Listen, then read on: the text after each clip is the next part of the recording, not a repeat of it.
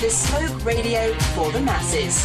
Headline edition, July 8, 1947. The Army Air Forces has announced that a flying disc has been found and is now in the possession of the Army. If the game is rigged, change the game. Game changer. I occasionally think how quickly our differences worldwide would vanish if we were facing an alien threat from outside this world. This is Fade to Black with your host, Jimmy Church, on the Game Changer Radio Network and KGRA, the Global Radio Alliance. I need your help to get to the year 1985. You're listening to Fade to Black with Jimmy Church on the Game Changer Network.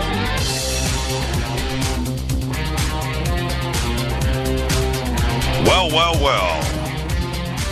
How you doing? Fade to Black. Yeah, man.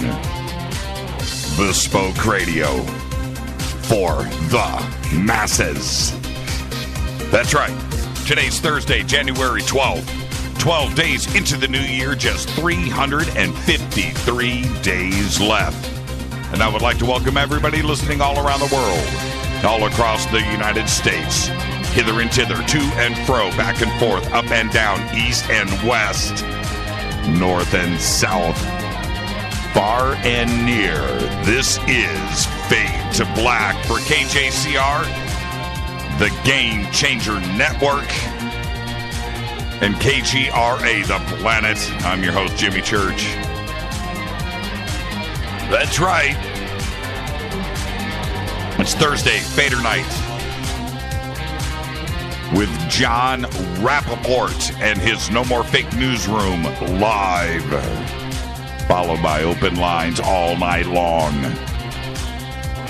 I haven't seen dancers like this in a couple of weeks. You guys have come alive. Look at Twitter. That's right, Jon Rappoport tonight. Open lines all night long. The call-in number is 323-825-5045. Want to remind everybody, tomorrow night I'll be sitting in for George Norrie over at Coast to Coast AM. And my guest will be David Wilcock, followed by open lines all night long. 2 nights of open lines. Saturday, my guest will be Damon T. Berry. It's Damon's first time on Coast to Coast. I can't believe it. I have a way of doing that over at Coast, too. You know, breaking new guest, right? You know, we get them over here, and then I find out they've never done Coast, right? So there you go. Damon T. Berry over at Coast to Coast on Saturday. Follow us on Twitter, Facebook, YouTube. Everything is Fade to Black, Jimmy Church Radio. Go follow, like, and subscribe. Go over to the website if you're there now. Very simple. Click on those little icons. Follow, like, and subscribe. You can follow me right now on Twitter at JChurchRadio. You can email throughout the show, Jimmy at JimmyChurchRadio.com. Any questions or comments during the show? Hashtag F2BQ. Now, I do this announcement every Thursday night on Fadernight. It's very simple. Tweet Deck. You're here. First time. You've heard about Fade to Black. You're checking it out. Or you're here, you're returning, and you hear me talk about Twitter, right, at JChurchRadio, and you're wondering what the sandbox is all about. All right, tonight's the night. Go and do it. Go over to Twitter, download TweetDeck. That's all you got to do. You can do it while you're listening to this show. Go, download TweetDeck. Then when you run TweetDeck, you're going to open up some columns. You're going to open up one for yourself, one for hashtag F2B, one for hashtag F2BQ, and one for, I don't know, make something up. Whatever you want to follow. TweetDeck runs automatically. It's not like Twitter. It's a Twitter product, but it's not like Twitter. You don't have to hit refresh, notifications, or anything. It runs automatically. Blip, blip, blip, blip, blip. As soon as somebody tweets you, hashtags F2B, clicks automatically. It's like a slot machine in Vegas. Pop in a couple of quarters, pull the lever, things start rolling. That's what TweetDeck does. Automatic. And now you know what Twitter is all about. And you're going to understand what we are talking about on this show. It's that simple. Go and do it. Come and hang out with us. Now, if you have any questions about how to run Twitter, TweetDeck, just hashtag F2B and say, hey, somebody come here and help me. That's all you got to do. One of the Fadernauts will come to the rescue. I guarantee. All right. Fadernight Thursday night. I'm in the chair. Open lines all night long. We've got Jon Rappoport coming in here in just a few short minutes. All right. Now, I'm going to, we started a new format on the show. All right. So we're going to kick this off today, and we're just going to jump straight into the show. We've broken things up in 5 different segments, and you will see what's going on. All right. So let's get this show cracking. Let's get straight to it. Today, happy birthday to Rob Zombie. Today, Rob Zombie is 52. Also, today, Howard Stern is 63. Whatever happened to Howard? Every year on his birthday, I say the same thing. Whatever happened to Howard? And then I get the email, right? Dude, I'm just saying. He was the king of all media. Dude had movies, books, crowds, limousines, the radio show, the TV show, had America locked up. Then he signed that contract. Paid him $500 million a year, and he disappeared into satellite radio. So there you go.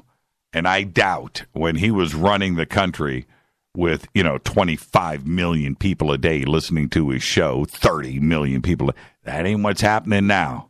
It ain't that kind of party. Whatever happened to Howard Stern? Love Howard. 63. At 63, do you still have strippers come in the studio? Do you do that? Or is that kind of weird? Right? I don't know. I haven't listened to him.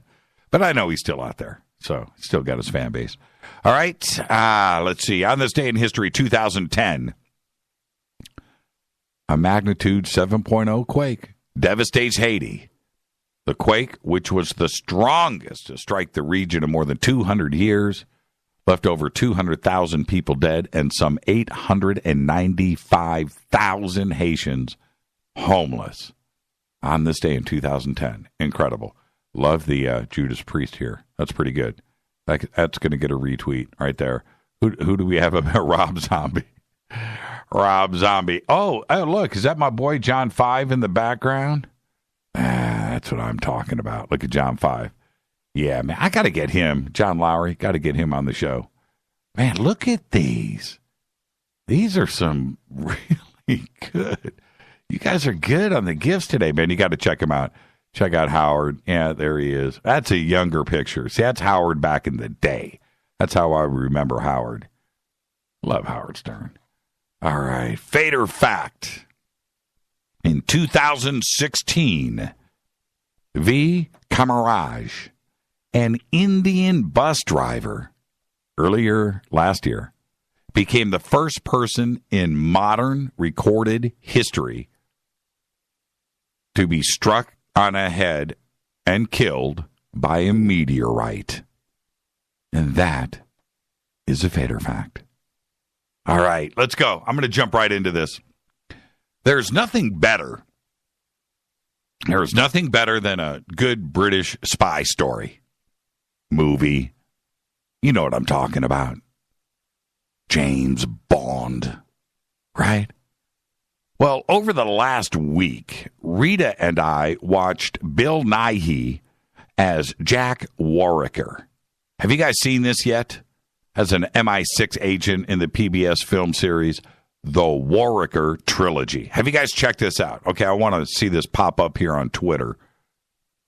Bill Nighy is one of my favorite guys. And I reminded Rita as we were watching the series, it's 3 films, somewhere packed in a box, I have a book of Shakespeare signed by Bill Nighy, right? It's pretty cool. And anyway, enough of that. But I need to go and dig that up. I need to go and dig up the book, and I'll scan it or take a picture of it and post it because it is very cool. So I've got this, and I'm a big Nighy fan, and we started watching this trilogy. And if you haven't checked it out, you need to, because it's got everything. You know, the MI6, 10 Downing Street, Jaguars, heads of state, sex, money, nothing better, right? You really should check out Nighy, because he nails it. He really's got this thing down, and I think he enjoyed himself. He even said in one of the documentaries that he would play Warwicker for the rest of his life. It is really, really good, right? Okay, Johnny Warwicker. Go check it out. Anyway, as I talked about yesterday, I mean, I love a good British spy story. And we've got a real MI6 spy story going on right now in real time with everything that I just mentioned, right? Jaguars, 10 Downing Street, sex, money. It's going on right now. And it's got all of that and a whole lot more, actually, much more. And the facts are getting crazier by the minute. Well, is that Nighy right there? That's not. That's Bill Nye, the science guy, Mark. That's a totally different Nye. I'm talking about Bill Nighy. Bill Nye, the science guy as a spy. I'm going to retweet that just because that was very funny. All right. Anyway, everything that I'm about to talk about right now is real. The names are real, the people are real, the places, the events actually happened and are happening right now as we broadcast, as I speak to you. How cool is that? Well, the answer is very. Everything wraps around Christopher Steele. And what a great name, right? Steele. Christopher Steele. Ex-MI6. Now, how X and how much MI6, we don't know. Right? He's a secret agent. But information is flowing right now in a fluid way. So it's coming in. But right now, Christopher Steele, ex-MI6, right now he's on the run. Right now.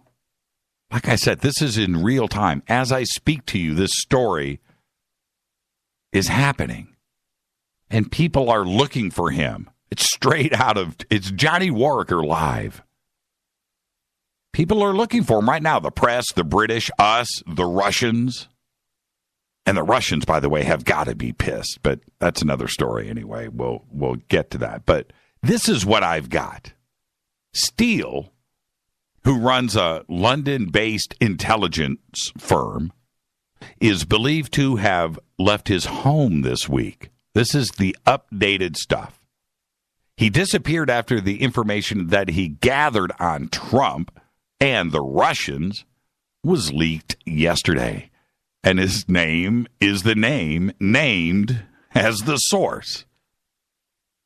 There's so much stuff about this guy Steele, by the way. He has got a reason. He should have been on the run a long time ago, but I'll get to that in just a second.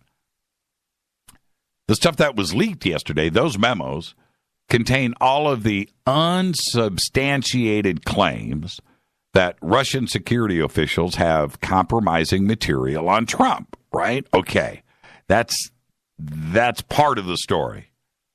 Yesterday, the president-elect said that the claims were fake news. It just adds to the intrigue here, doesn't it? And phony stuff. Nearly losing his mind at his first press conference in 167 days. And why? Well, because Steele was the author of a series of memos, which now have been published all over the net, containing extensive allegations, alleged allegations, about Mr. Trump's personal life and his campaign's relationship with the Russian state. Now, so we've got an MI6 agent, X, right? Secret investigations paid for by private interest over here. We've got our heads of state involved. We've got the British involved, the MI6. It's nuts. But it's actually happening. Right? It's really going down. Among the allegations are that Moscow has a video recording of Mr. Trump with prostitutes and damaging information about his Russian business activities. These are allegations. It didn't happen. Probably. I don't know. But the point to all of this is the documents are real, right? The dossier that the ex-MI6 agent put together, those are real, right? There is so much intrigue going on here. Mr. Steele's neighbor said that he left his home on either Tuesday or Wednesday, which was before he was publicly named, but he knew what was about to happen, told his neighbor that he was now in hiding, and he split. Steele, a father of 4, had asked his neighbor to look after his 3 cats, and then gone. A BBC correspondent said that he had been shown the memos about Trump in October last year, when he was told Mr. Steele was in fear of his life. I'm quoting here. Having spoken out about potential Russian involvement in Mr. Trump's election. Yeah. Oh, you gotta love this stuff. The BBC guy also said that he had been told by members of the intelligence community that Mr. Steele was, and I'm quoting here, extremely highly regarded and was thought of as, and I'm quoting here, competent, end quote. All right. Now, to be clear, the central allegation made in the memos was that Mr. Trump was vulnerable to blackmail. Quoting, that was in these memos. The interesting part about Steele is he hasn't commented on the revelations about Mr. Trump that he generated, right? And nobody at this point has talked to Steele, and now he's just gone. Probably on a boat to the Turks and Caicos, but again, that's another story, inside joke. Anyway, this is what we've got directly from the secret report. Claims about Russian blackmail and a tape were made in one of a series of reports written by a former British intelligence agent. This is directly from this report. As a member of MI6, he had been posted to the UK's embassy in Moscow and now runs a consultancy giving advice on doing business in Russia. He spoke to a number of his old contacts at the FSB, the successor to the KGB, paying cash money to some of them for this information, right? Okay. They told him that Trump had been filmed with a group of prostitutes in the presidential suite of Moscow's Ritz-Carlton Hotel. Mr. Steele, who was initially named in the U.S., that happened over here, is believed to be a former member of the Secret Intelligence Service MI6. This is what's printed in these reports. And is a director of Orbis Business Intelligence, which describes itself as a leading corporate intelligence consultancy. Founded in 2009 by former British intelligence professionals, the firm, based in Grosvenor Gardens, central London, has a, and I'm quoting here, has a global network of experts and prominent business figures. And that's on their own website. Orbis says it offers strategic service. Yeah. As well as mounting intelligence gathering operations and cross-border investigations. You gotta love this stuff, right? Well, Christopher Burrows, he's the next character in this British spy drama. He's listed as the co-director of Orbis alongside Mr. Steele.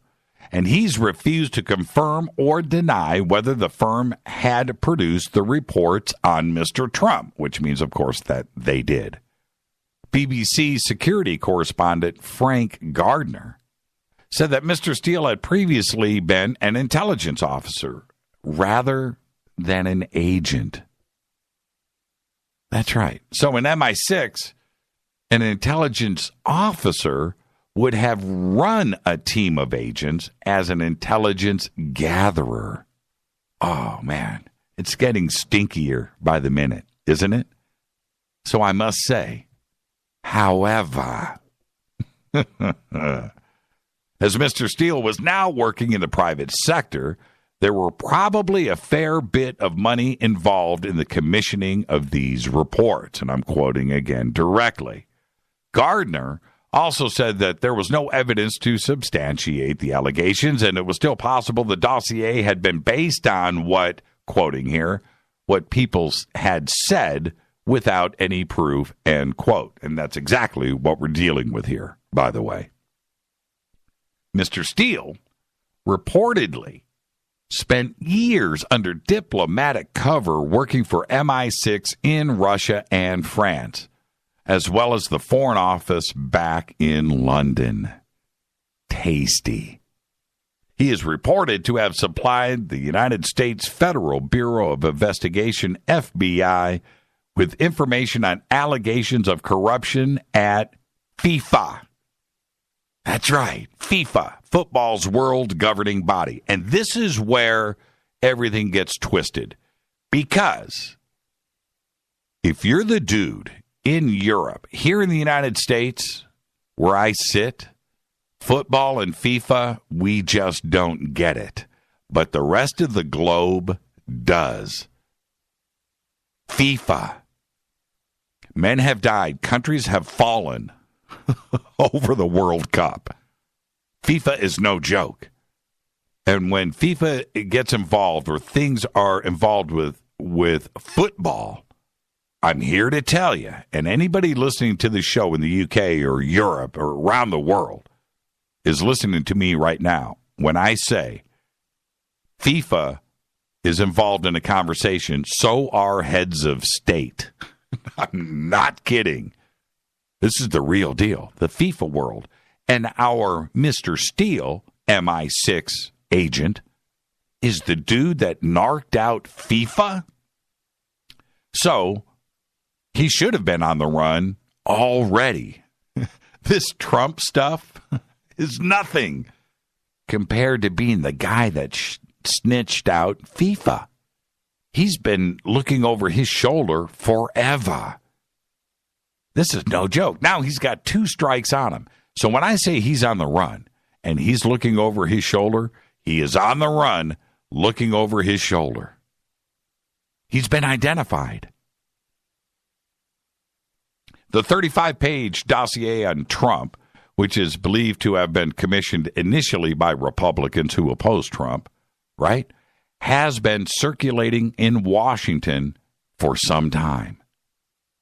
Media organizations, uncertain of its credibility, initially held back from publication. However, the entire series of reports has now been posted online. It's all out there with Mr. Steele named as the author. This is like the most hated man in the world right now. And it's going out right now. It's like the OJ chase on the 405. They're going to find this guy. Ex-MI6. Intelligence agencies considered the claims relevant enough to brief both Mr. Trump and President Obama last week, but the allegations have not been independently substantiated or verified, and some details have been challenged as incorrect by those who are mentioned. That's because, I know he's an MI6. He's out there paying people, right? And he put this stuff in writing and passed it on to the people that paid him for it. It's crazy stuff. It's probably, most of it isn't true. I don't know. When I say most of it, I'm saying most of it. There may be small slivers of it that are true. I don't know. How about, Trump's deals that he's got going on in real estate? There could be. I don't know. But what is real is the document itself and Mr. Steele. That's my point. That's the intrigue here. There is conspiracy on all levels. We have lies. We have the fake news. We have the media organizations involved. We've got Trump involved. We've got Obama involved. We've got the MI6 involved. The Russians are involved. It's crazy. Mr. Trump himself was briefed about the existence of the allegations by the U.S. intelligence community last week. Everything has been disclosed today. But Trump chose to describe them as fake news, accusing the U.S. intelligence services of leaking the dossier. As I said yesterday, everyone on this planet seemed to know about it. Everybody had read about it or possessed a copy of it for over a month. Rita showed it to me 2 weeks ago. I talked about this yesterday. I chose to ignore it. I didn't think there was a real MI6 guy there. I thought it was all made up. Right? A real MI6 guy out there doing his best James Bond and running around Moscow and getting information. And that's what's crazy to me about this now. And that's why I'm talking about it now. I love a good spy story. Conspiracy. Aston Martins. Man, it's crazy and it's out of control. But right now, my friends, right now, as I speak, somewhere, our Mr. Spy, Steele, is in a dark room, peeking through the shades, looking up the street. Yeah, under the lamps, looking in the shadows, wondering if he's being followed. I love it. I do. And it's only going to get better. I can't wait till they find this guy. Can you imagine? Mr. Christopher Steele. This is Fade to Black. I'm your host, Jimmy Church. Tonight is Thursday. It is Fadernight. Open lines all night long, 323-825-5045. But first, coming up, Jon Rappoport and his No More Fake Newsroom live on the Game Changer Network and KGRA, The Planet. I'm your host, Jimmy Church. I'll be right back.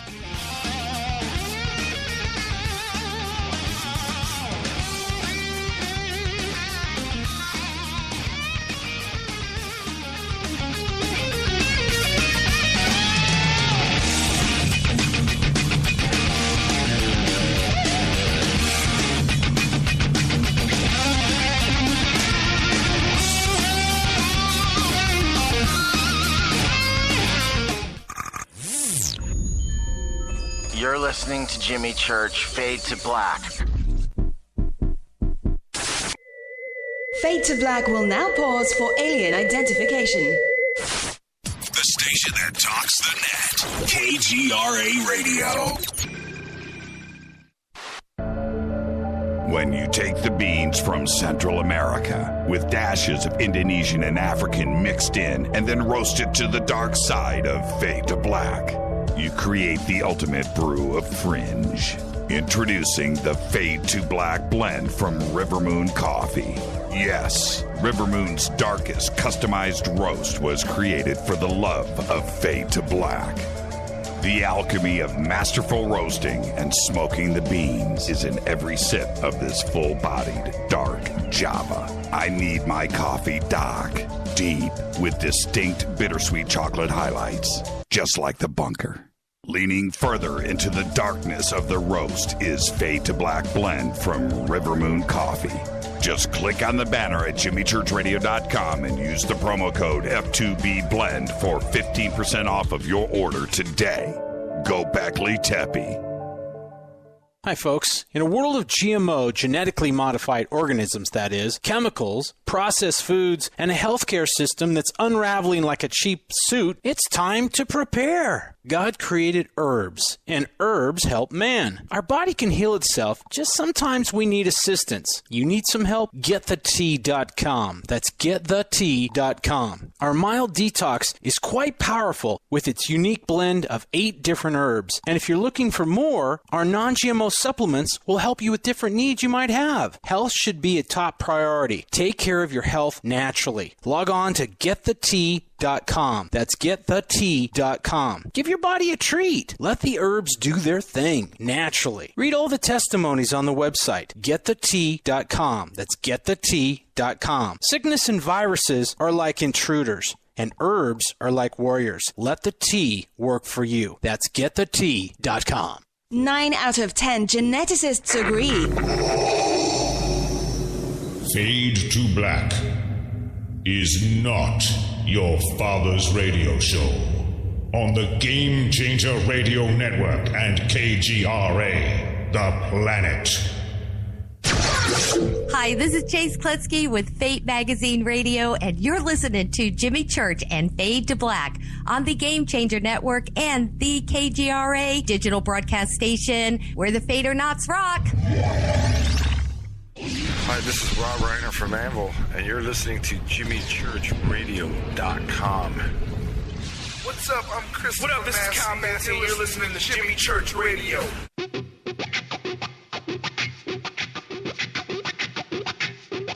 And now, coming to you from the No More Fake Newsroom in deep space, which is the space that we suspect to be true, that the world as it is fed to us every day by the ministry of the truth is a lie, a false reality, a movie projected on the screen of our subconscious.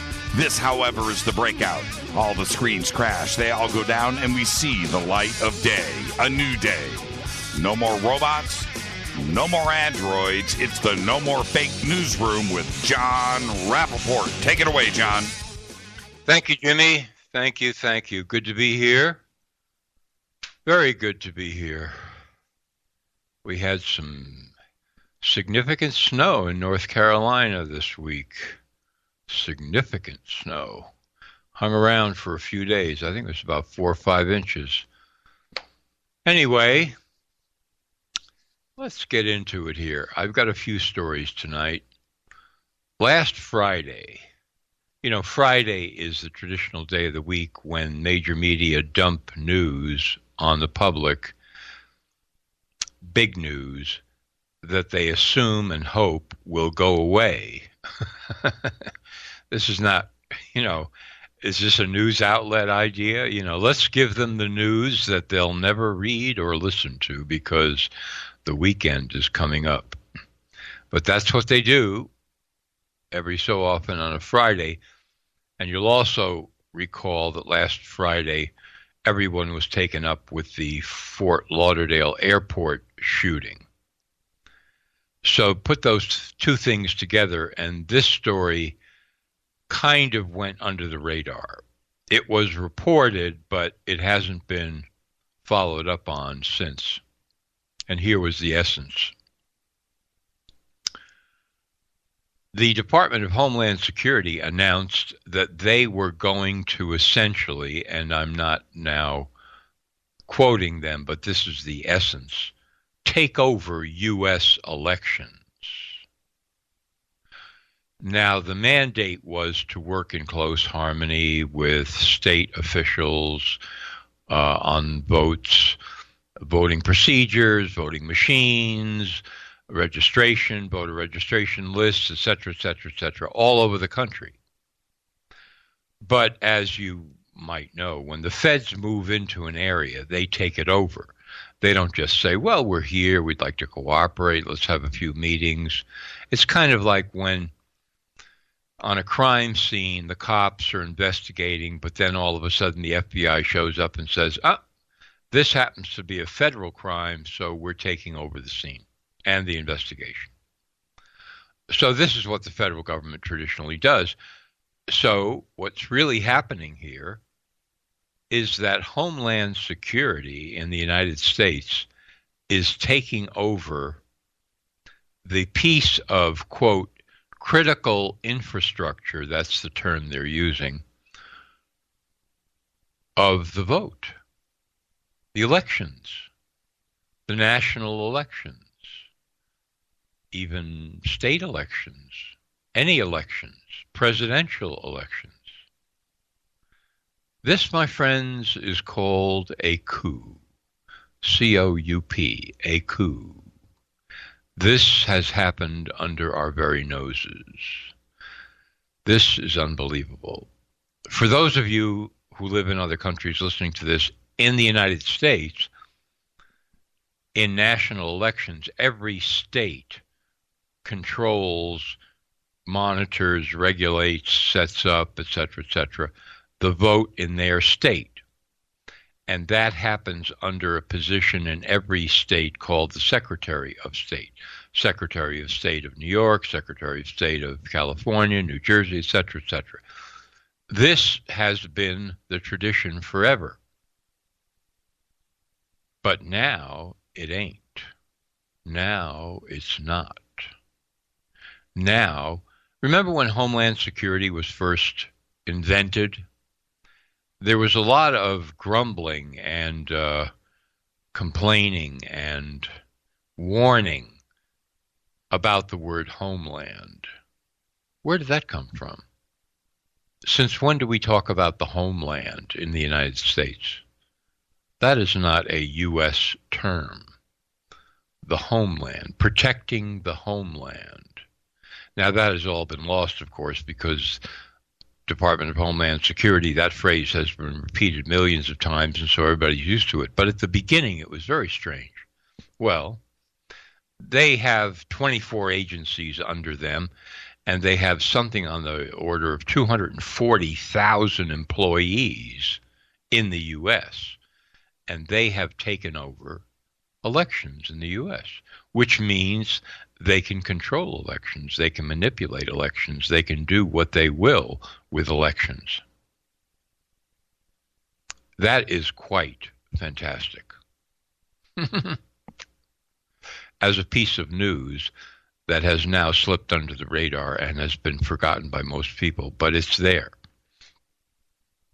It also turns out that back in 2013, Obama issued a policy order defining, I'm going to say, 20 areas of life in America, including food production industry, the health industry, etc., the chemical industry, etc., etc. All of these are now called critical infrastructure. And the Department of Homeland Security was tasked back in 2013 to regulate, control, maneuver, monitor, manipulate, cooperate, use the term you want, interfere, take over, these areas of life in America. A coup. This is a coup. Very few people believe it. Very few people would be willing to face it and accept it and realize what's happening. But there it is. It's just staggering. Absolutely staggering. Those of you who know anything about the U.S. Constitution and its history might remember that it was basically created as a pact among the independent, newly formed states. And these states were very reluctant to give up their power. They wanted, and they did, create a severely limited central government. And the powers of that government are enumerated in the Constitution, and the others are reserved for the states and the people. This was no accident. This was a pact among the states. So when people call for the elimination of the Electoral College, they have no clue what they're really talking about, historically speaking. Because the Electoral College was a natural outgrowth of the idea that the states should heavily influence the outcome of, say, presidential elections, because the United States was a nation and is a nation of states, in which, again, to repeat myself, the states reluctantly gave up certain enumerated powers to the federal government, and all others were reserved for the states, including the idea that electors from each state would cast a certain number of votes relative to their size, population, etc., for the President of the United States based on how voters voted in their state. So now we have many people saying, that's all just, baloney, and the popular vote is the only vote that should count, et cetera, et cetera. And these people know nothing about the basis of the formation of the Constitution, nor do they care. Especially, they don't care that the federal government has assumed many, many, many powers since the ratification of the Constitution that are illegitimate, illegal, and unconstitutional. So there you have it. That's one story. Number two, apparently, and I'm still waiting for complete verification on this, but Robert F. Kennedy Jr. announced the other day that he has been appointed by Trump to lead essentially an investigation, call it a panel, a task force, on vaccine safety in America. Now, I've looked at stories in the press. One story claims that Trump, in fact, confirmed this. Another story says that from the Trump team that they haven't given the green light for this to go ahead yet, and it isn't a done deal. But if this happens, this is going to be a major breakthrough for those people, for everybody, but especially for those people who understand that vaccines are not settled science by any means, and that vaccine safety is a major, major issue and tragedy in America and in the world, as in brain damage, as in death, as in all manner of horrendous outcomes, brain swelling of babies and children and so on and so forth. And I have documented this at length for many years, citation by citation and account by account at No More Fake News. Robert F. Kennedy Jr. has studied deeply on the issue of vaccines, especially when it comes to mercury, which is a neurotoxin that has been in many vaccines and is still in a few vaccines. And there are other toxic elements in vaccines. Widespread presence, for example, of aluminum, another toxin, polysorbate 80, et cetera, et cetera. So if this goes forward, this is going to spark a huge support system, shall I call it, for Kennedy among those of us who have researched vaccines for a very long time and will be and have been and are reporting on what they're really all about. My prediction is that the panel will not make any radical recommendations changing vaccination, except to say that the combination vaccines, in which you have 3, 4, sometimes I think even 5 different vaccines in one shot, should be eliminated in favor of single shots.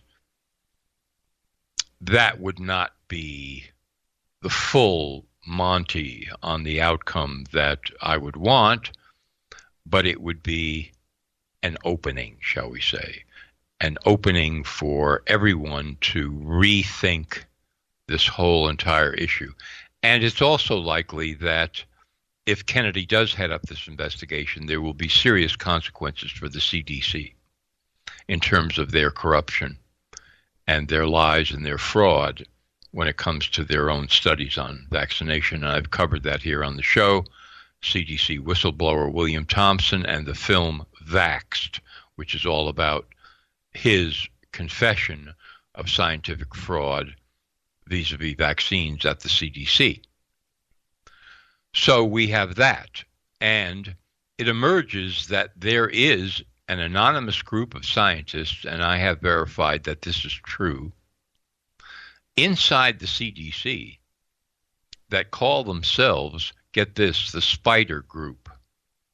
And they have sent a letter to the chief of staff to the head of the CDC, in which they speak about pervasive, widespread corruption and perversion of research at the CDC. So this now blows up the whistleblower count way beyond William Thompson.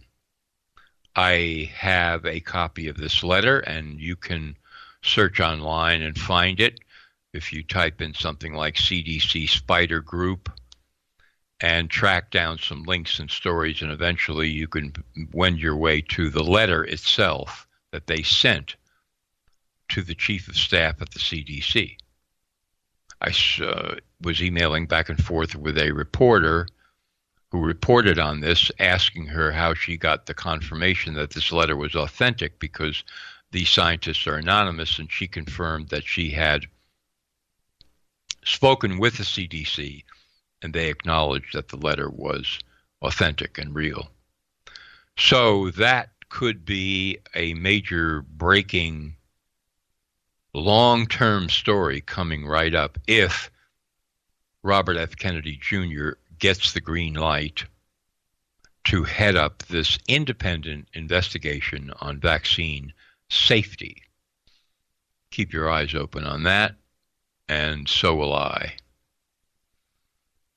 What next? Let's see. Where shall we go from here? Let's go to Sputnik News, the official news agency of the Russian government. I use this as an example of how independent media, in this case yours truly, but it's much wider, of course, than that, how independent media, globally speaking, is starting to make inroads on major media globally. I woke up the other night feeling refreshed and ready to roll at about 3:30 in the morning, and I came up to my office and I saw an email from Sputnik News saying, can you answer us immediately? We'd like to have you on for 5 minutes, 7 minutes, talking live on our radio show about the accusation of a Russian hack of the election and what's behind all that, and so on and so forth. I wrote back and said, let's go. So they called me up. I spoke. Nice little interview. They transcribed the interview and they put it up with quotes from the comments that I made on their website. Some people who read that or who listen to the broadcast will come to know more fake news. They may even come to jimmychurchradio.com because we're linked, and they will suddenly be exposed to all manner of information that they've never heard about before. And the same pattern is happening to a number of independent reporters, mainly outside the U.S., who are getting queries from major media outlets in different countries around the world to speak their piece.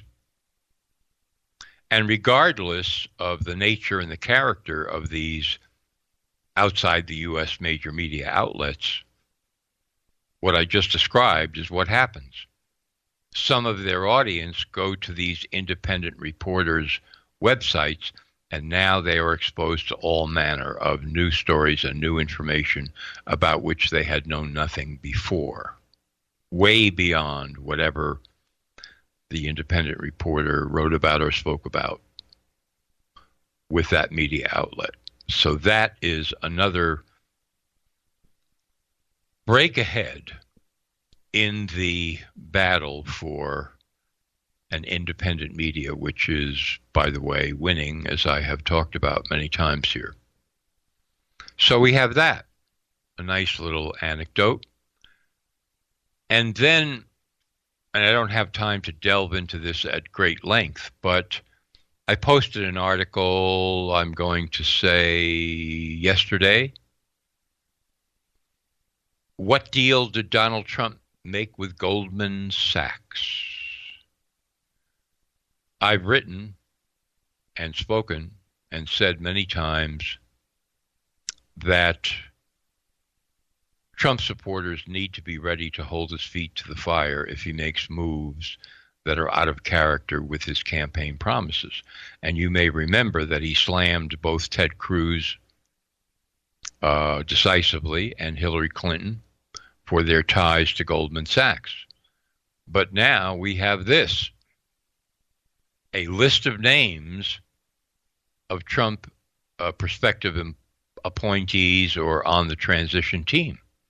Steven Mnuchin, 17-year veteran of Goldman Sachs, and I'm quoting from Wall Street on Parade, to be his Treasury Secretary. Stephen Bannon, another former Goldman Sachs banker, was named by Trump as his chief strategist in the White House. The sitting president of Goldman Sachs, Gary Cohn, has been named by Trump as director of the National Economic Council, an important post. Trump nominated a Goldman Sachs outside lawyer, Jay Clayton, to serve as Wall Street's top cop as chairman of the Securities and Exchange Commission. Goldman Sachs partner Dina Powell, president of Goldman Sachs Foundation, is Ivanka Trump's top advisor on policy and staffing. And then Aaron Walsh, who was working at Goldman Sachs since 2010 as executive director and head of Office of Corporate Engagement for Asia Pacific, now part of Trump's transition landing team. And she is prepping Rex Tillerson for his Senate confirmation hearing. I mean, you believe all these names? And then we've got another Goldman Sachs banker, Anthony Scaramucci, who sits on Trump's transition team. Wow. I go into a lot of estimation here as to why Trump may be doing this, what deal he may have made with Goldman Sachs, which is, of course, one of the largest investment banks, if not the largest and most influential in the world. This from Rolling Stone. I don't know if you remember reading this. I'm looking for the quote here. Yeah, from Matt Taibbi, classic piece. The world's most powerful investment bank is a great vampire squid wrapped around the face of humanity, relentlessly jamming its blood funnel into anything that smells like money. So, that is a very interesting development on the political front about what Trump is doing and why. And for example, just briefly to go over something that I wrote about at greater length, the stock market. The stock market is basically a symbolic indicator of how well the economy is doing. It is not a true indicator at all. But people believe it. They perceive it to be so. The stock market is grossly manipulated by insiders. And if Trump wants a symbolic indicator to present to the American people that the economy is doing well, who might he go to for help in terms of consummate, authoritarian advice and assistance? Goldman Sachs. If he has personal problems of his own that has to do with loans that are backed by Wall Street, that he might have trouble paying off in his multi-business empire, where might he go for help? Goldman Sachs. And then there is the issue of what could be coming up here, a New Deal, if you remember anything about Franklin Delano Roosevelt, program to rebuild America's infrastructure that would be a $1 trillion program. And is Congress putting America back to work, which is his pledge? Is Congress going to allocate the money, especially when Trump also wants to cut taxes? I don't know whether that's going to get through. So now the idea would be to look for outside financing, investor financing. all kinds of financing, huge amounts of money. Where might Trump go for that and help? Goldman Sachs? And there's more, and it's all in the article up at No More Fake News. So that's a very interesting and important and vital development on the scene.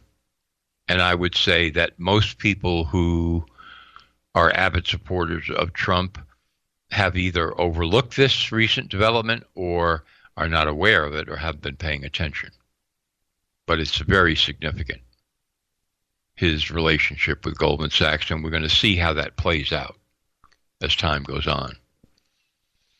Okay, those are 4 or 5 interesting stories to stimulate your imagination and curiosity, and I hope that on Open Phones there'll be some back and forth conversation about that.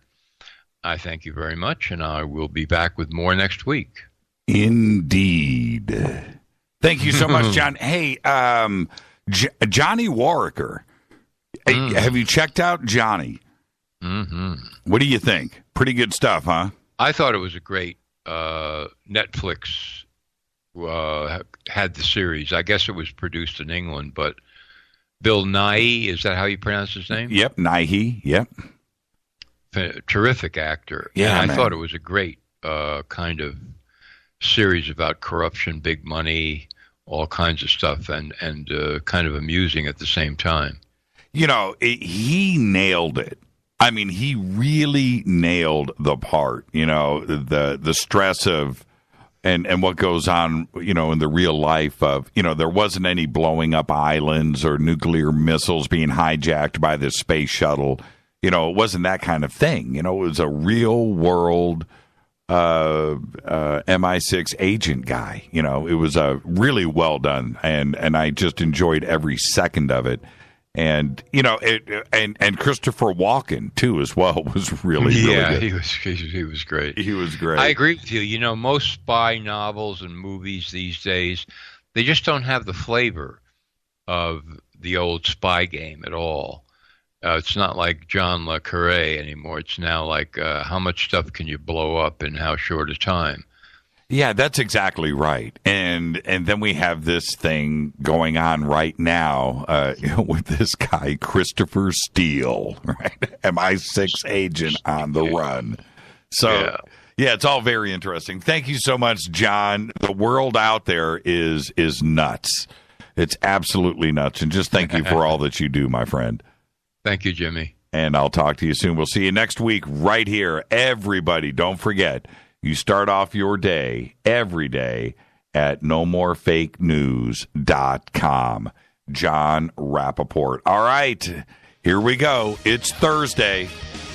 It's Thursday. Open. Almost said it's Friday. Thursday, open lines. 323-825-5045. It's Fadernight on the Game Changer Network and KGRA The Planet. Follow me on Twitter at JChurchRadio. Thank you, Jon Rappoport. I'll be right back.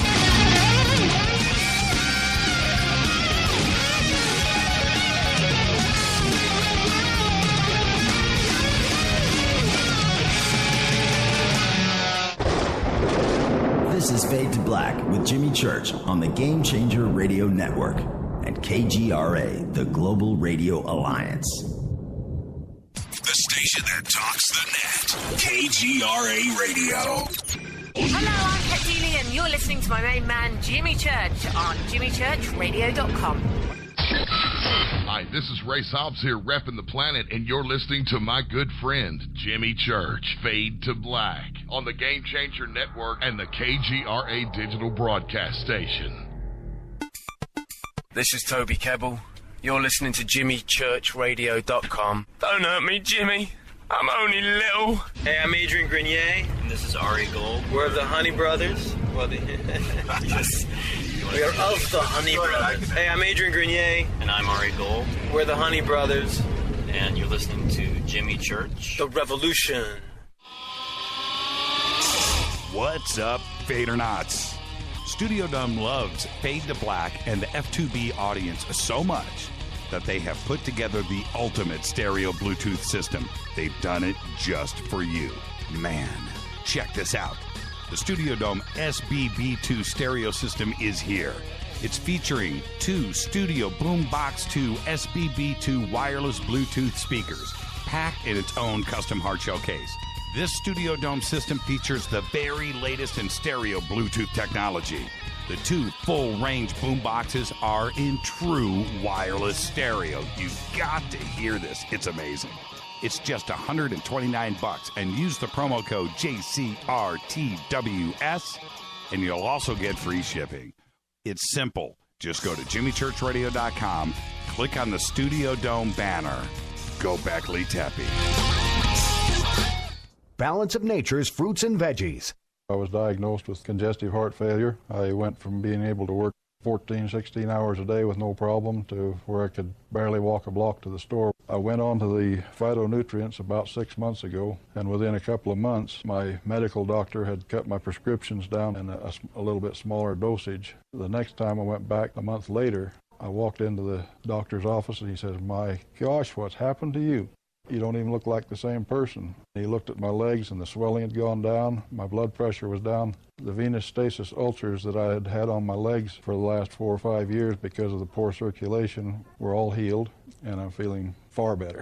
The new challenge will allow you to receive 2 months of Balance of Nature's fruits and veggies free. And we'll even ship them to you free. Call now for details. Call 1-800-246-8751. Or go online to balanceofnature.com. Use promo code TALK. This is Micah Hanks of the Gralien Report, and you're listening to Jimmy Church on Fade to Black, across the globe on the Game Changer Radio Network and the one and only KGRA Radio, The Planet.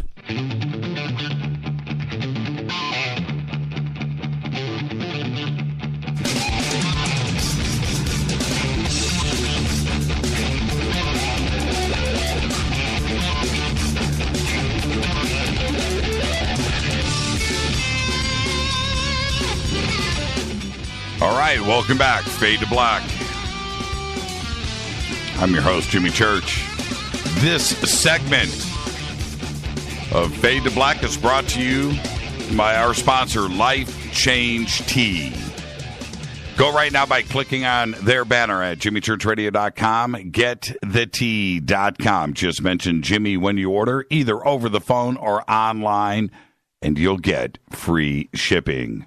All right, this is Fadernight. 323-825-5045. Open lines all night long. They're kicking off now. Sebastian, who was with us last night and said, yeah, I'll come on tonight, had a commitment tonight. He will be with us next Thursday on Fadernight. Okay, he'll be with us next Thursday. We'll take your calls, and we'll pick up where we left off last night. Pretty dynamic conversation last night with Sebastian. Absolutely incredible. I expected that, by the way. So he'll be with us next Friday, next Thursday, and he wanted us to say hello and thank you to all of you for the show last night. All right, so he'll be with us next Thursday. And with that opens up the phone lines, 323-825-5045.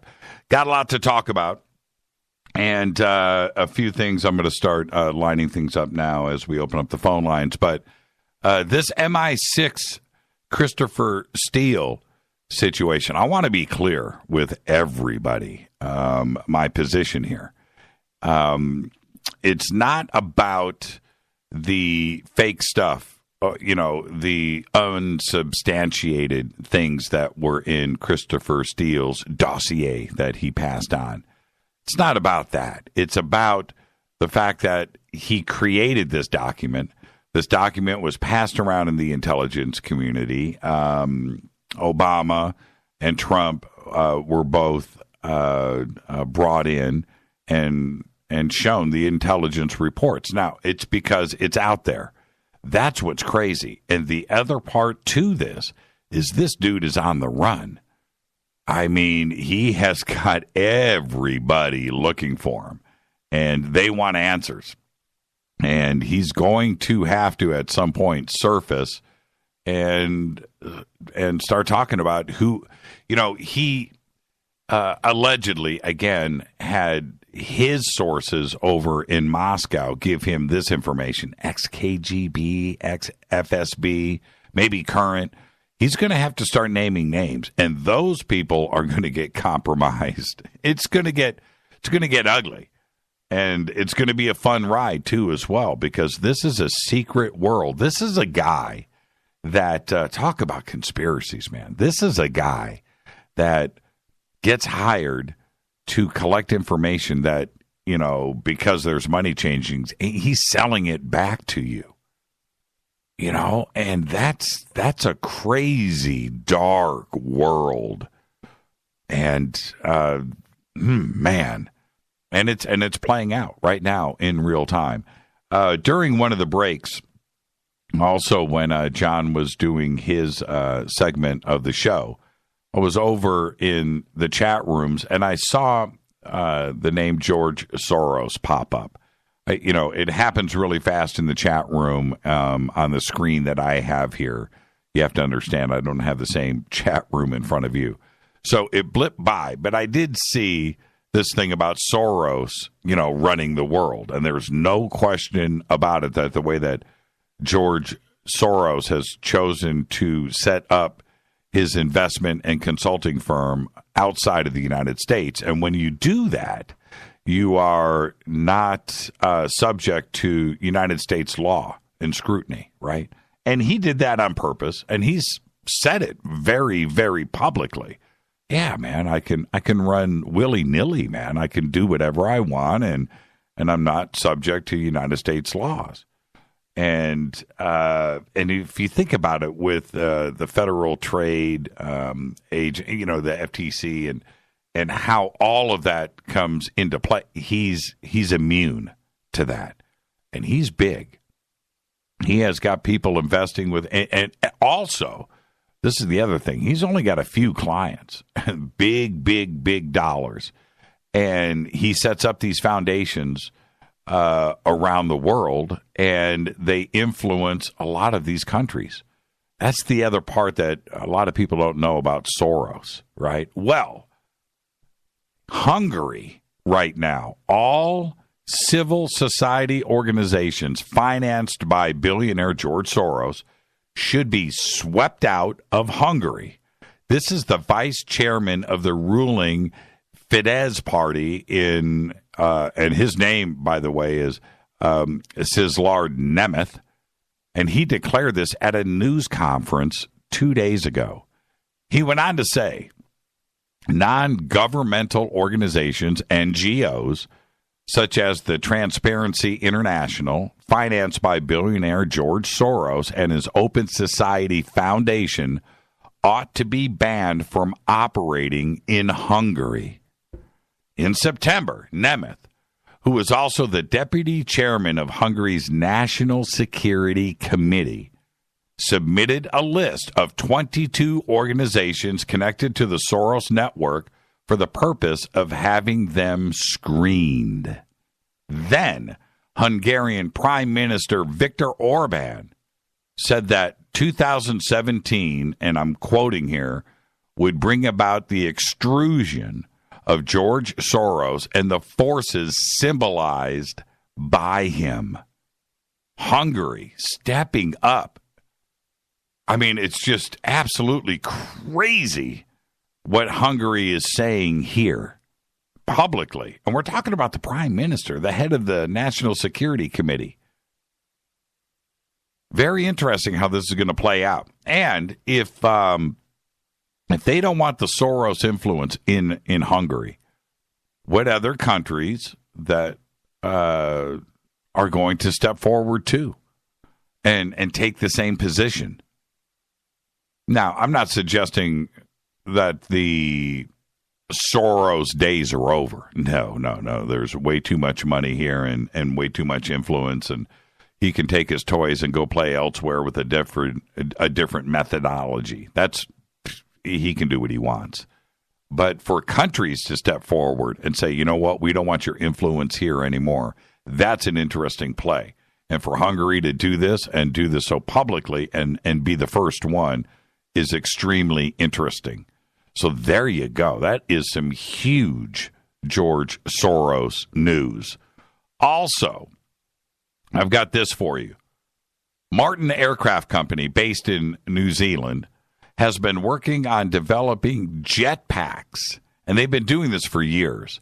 Their current gas-powered prototype can fly up to 2,500 feet, goes about 25 miles per hour, and can stay aloft for about 30 minutes.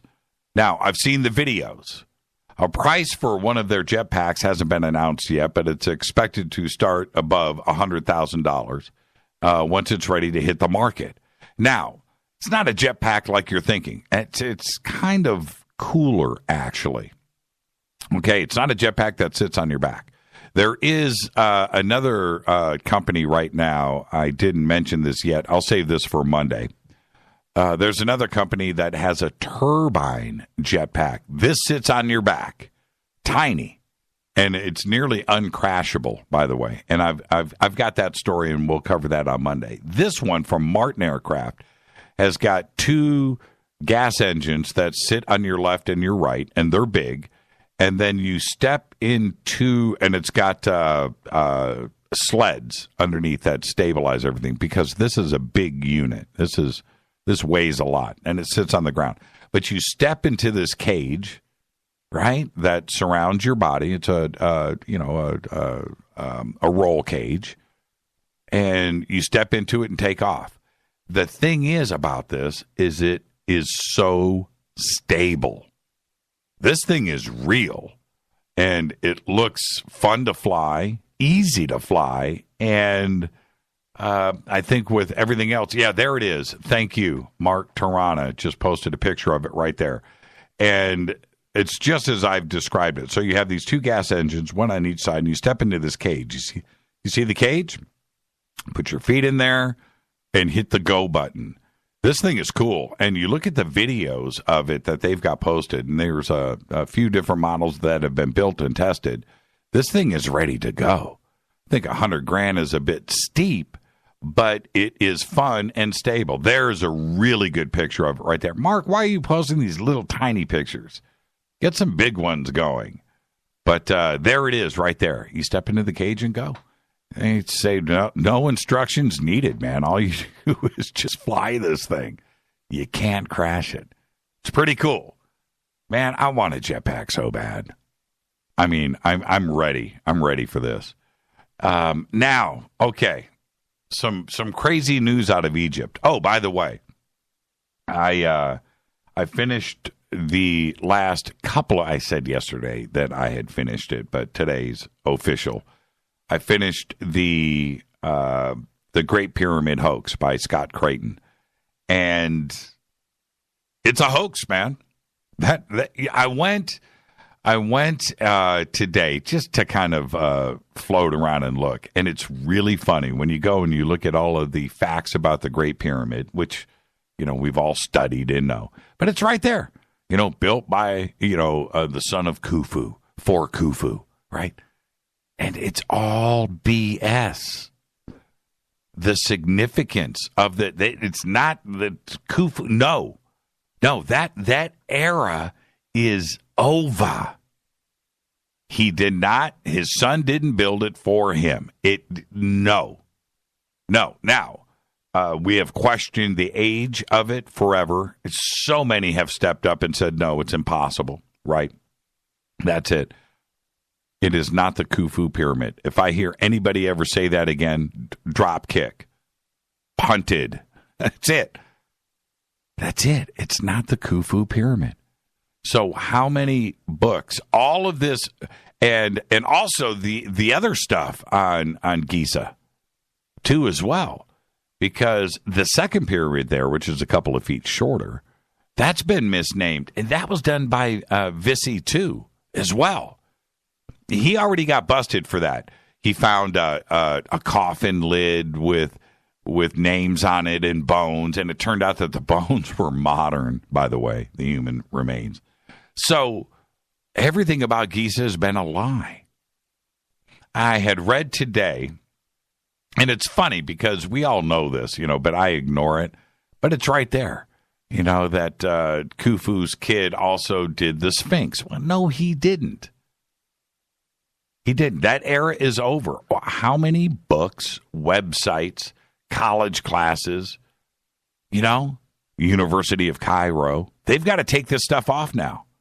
They have to. It was a hoax. It was a hoax.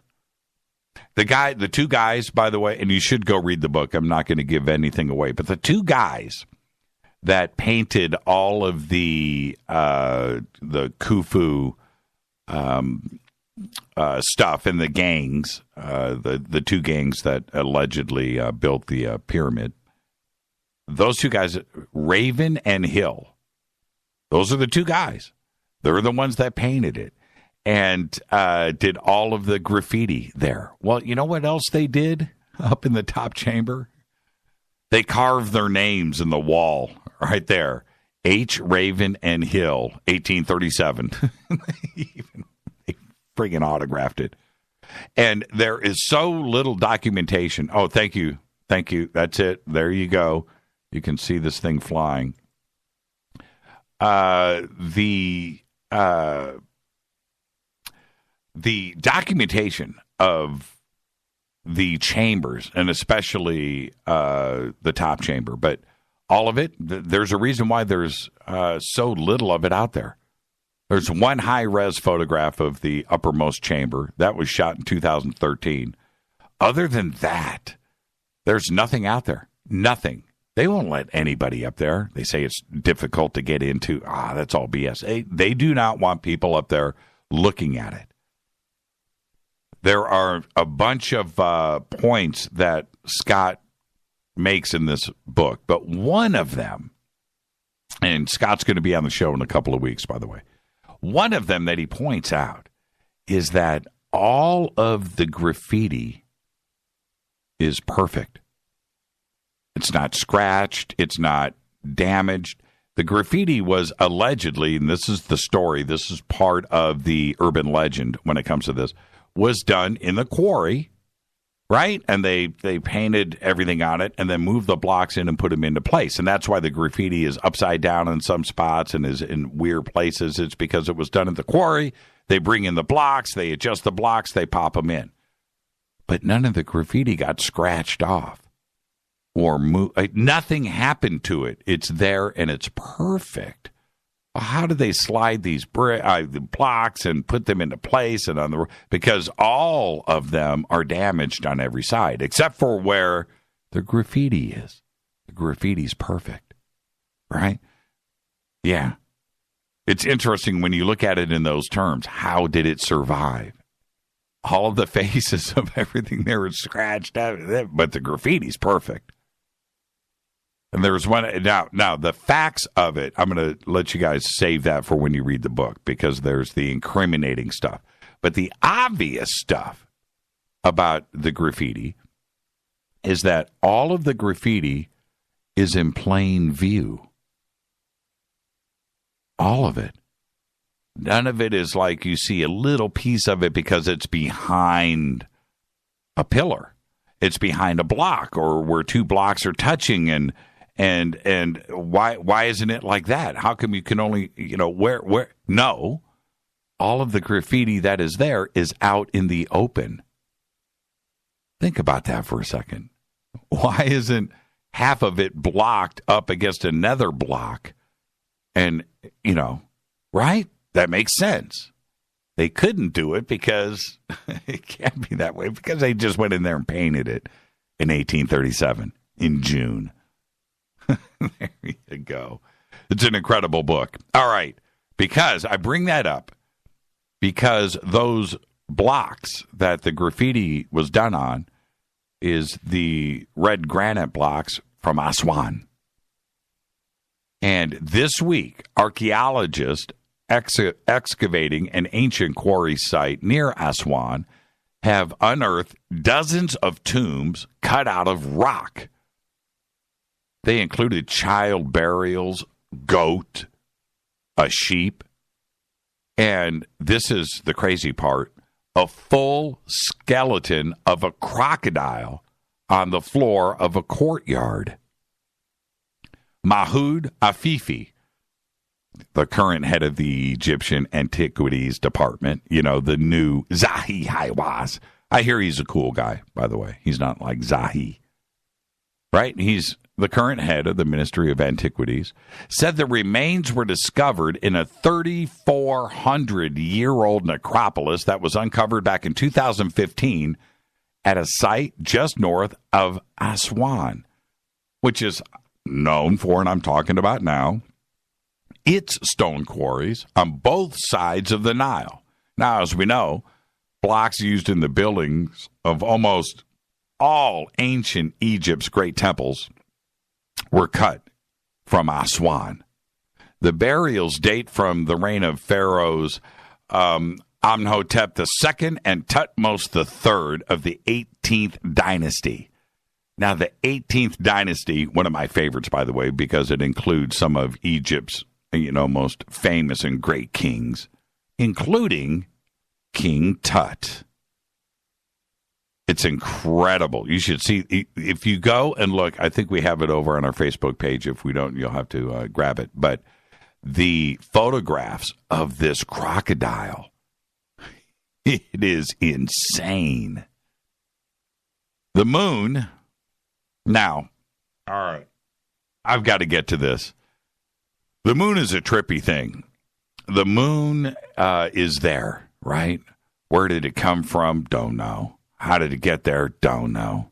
Is it hollow? Don't know. Is there stuff on the dark side? Don't know. We've all heard the stories.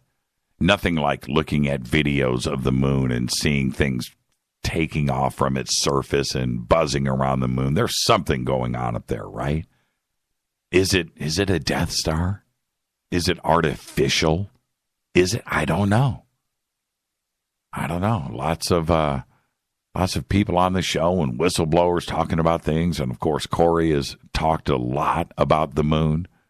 Well, it was announced this week that the moon is older than previously thought, pushing back the clock for when conditions on Earth were, crazy. New analysis of zircon fragments trapped in rock samples that were retrieved by the Apollo 14 astronauts now show that the moon is 4.51 billion years old, meaning that it formed within 60 million years of the birth of our solar system. Something doesn't add up here. We don't know. Now, Earth is 4.5 billion years old. The moon is now 4.5 billion years old, and now they're saying it formed within 60 million years of everything around us? That's curious, isn't it? A previous study based on the same samples also showed the moon formed about 68 million years of the solar system's birth. Other estimates of the moon's age range from 100 million to 200 million years after the formation of the solar system. But this is what is interesting. What does all of this research actually mean? Well, it means that we pretty much don't know nothing. That's what it means. I mean, couldn't those zircon fragments right there come from anywhere? I'm just saying. We don't know nothing. Now, I assumed for many years that the moon was a piece of Earth. Could have been, right? Some impact, boom. Now it's sitting out there, right? But if they're the same, we don't know nothing. That's all that I'm saying. Let's go to the phones. Hi, you're live on Fade to Black. You're live. Jimmy. Yes. Hey, Jimmy Church. Honored to talk to you, man. Who's calling? This is Craig from Oregon, and I just got to say, just like you, I'm obsessed with the Great Pyramid, so thank you for always talking about it. And the Emerald Tablets of Thoth, just going back to that, it too says that Cheops was not the builder of the Great Pyramid. So it's just amazing to me how everything always goes back to the Emerald Tablets. It's got reptilians in there. Yep. It has, I don't know if have you ever had Gerald Clark on? Yeah, a couple of years ago. Yeah, he believes it's real, and he was just on Coast to Coast, and I think he'd be a good guest to have on to talk about the Emerald Tablets and Egypt. And hey, I just want to say, as a Coast to Coast insider, you do a great job filling in for George on the weekends, and I can't wait to hear you this weekend. And yeah, man, I really appreciate. I love your show, and hey, yeah, I even put you in the queue every day before I listen to Coast now. So you're high on my list, man. That's cool, Craig. Well, I got to tell you, the Emerald Tablets of Thoth, which I have pretty much listened and read and done everything I can on them. It's some of the most fascinating reading anyone can do. It'll take you a while, right? But well written. I still, to this day, I wish those things would surface. You know, would that be a game changer? Would that be a game changer if they were dug up or they were revealed, or maybe they're stuck away in some Rothschild castle in Romania. I don't know. Exactly. But I would love for those to surface, because we could definitely put a few things to bed.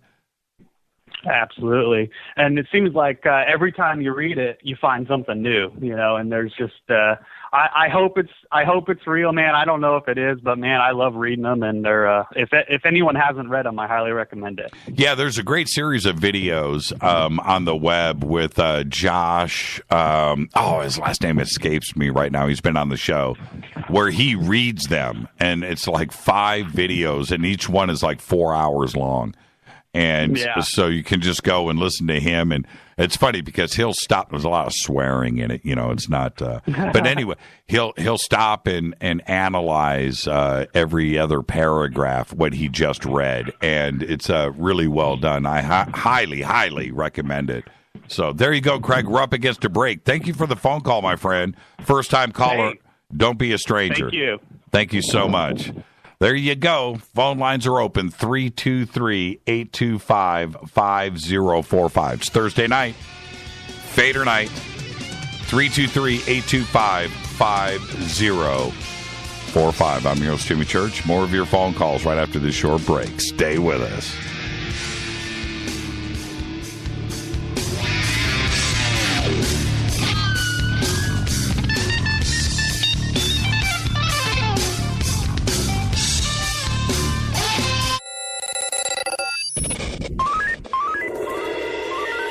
Way out here, we listen to Jimmy Church. You're listening to Fade to Black. Always on the edge of the hottest alternative talk. Jimmy Church with Fade to Black. KGRARadio.com. ¿Qué tal, mis amigos? Yo soy Mario Carson, el tiburón, y los invito para que escuchen a mi buen amigo Jimmy Church Radio. ¡Claro que sí!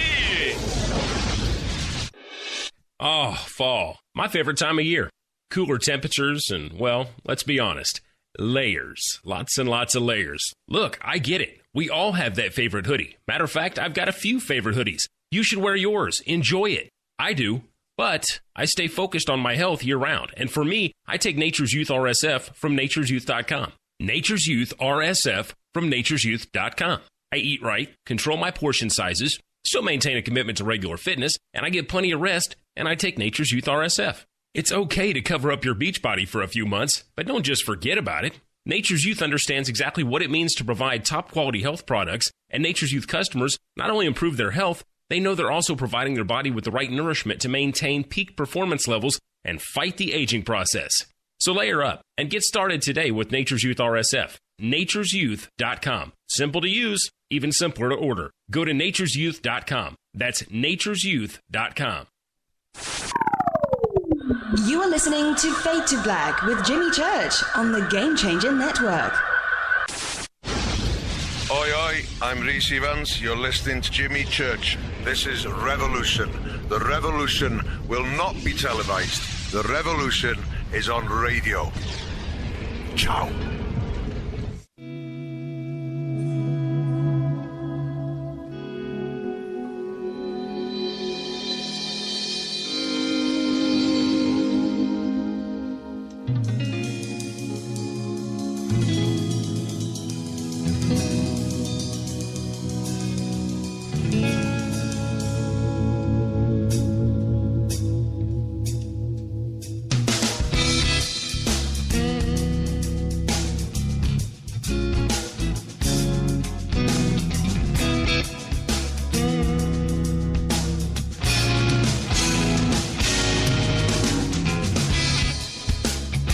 All right, welcome back. Fade to Black. Thursday night, Fadernight. 323-825-5045. Open lines all night long.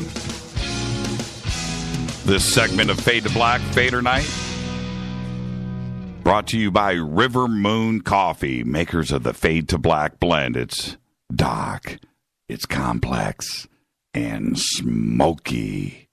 Just go to River Moon Coffee right now. The banner is over at jimmychurchradio.com. And use the promo code F2BBLEND for 15% off of your order. Drinking it right now. All right, 323-825-5045. Fader night, Thursday night. I'm in the chair. Open lines right now, 323-825-5045. The man. Oh, just got an email. Happened that quick. Josh Reeves. That's who does the narration on YouTube. Go check it out, Josh Reeves. Cool dude, too, by the way. But he does the Emerald tablets like nobody's business. Josh Reeves. Go check it out. All right. Shoot him some emails. Say, Jimmy Church sent us, Josh. The man behind the New Year's Day prank, the Hollyweed, right? The Hollywood sign. Well, he's been arrested right here in Los Angeles. His name was Zachary Cole Fernandez. He's an artist. He was arrested Monday on suspicion of trespassing, a week after he, made headlines around the world. The artist handed himself into the Los Angeles Police Department and was accompanied by his attorney. He was booked for misdemeanor trespassing and released on $1,000 bail. Right after that, he walked out.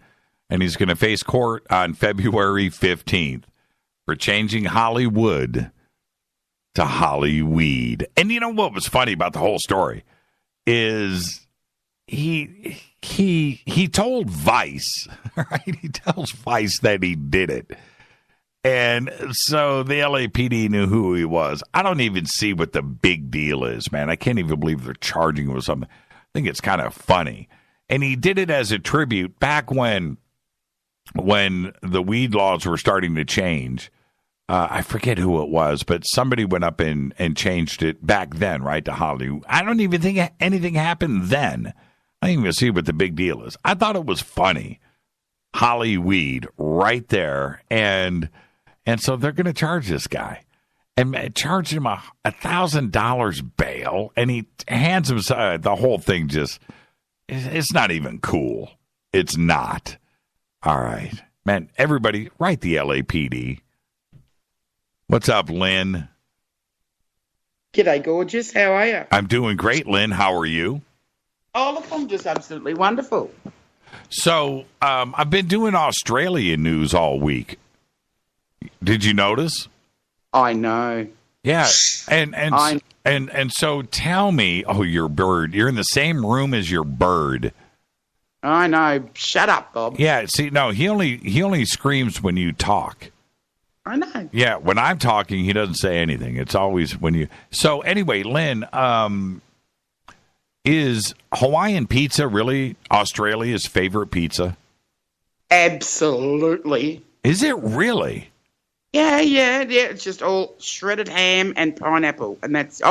sometimes it comes with prawns, but yeah, just pineapple and ham. That's it. Oh man, I could do some prawns. I could do some prawns and pineapple on a pizza. Rita won't, but I could.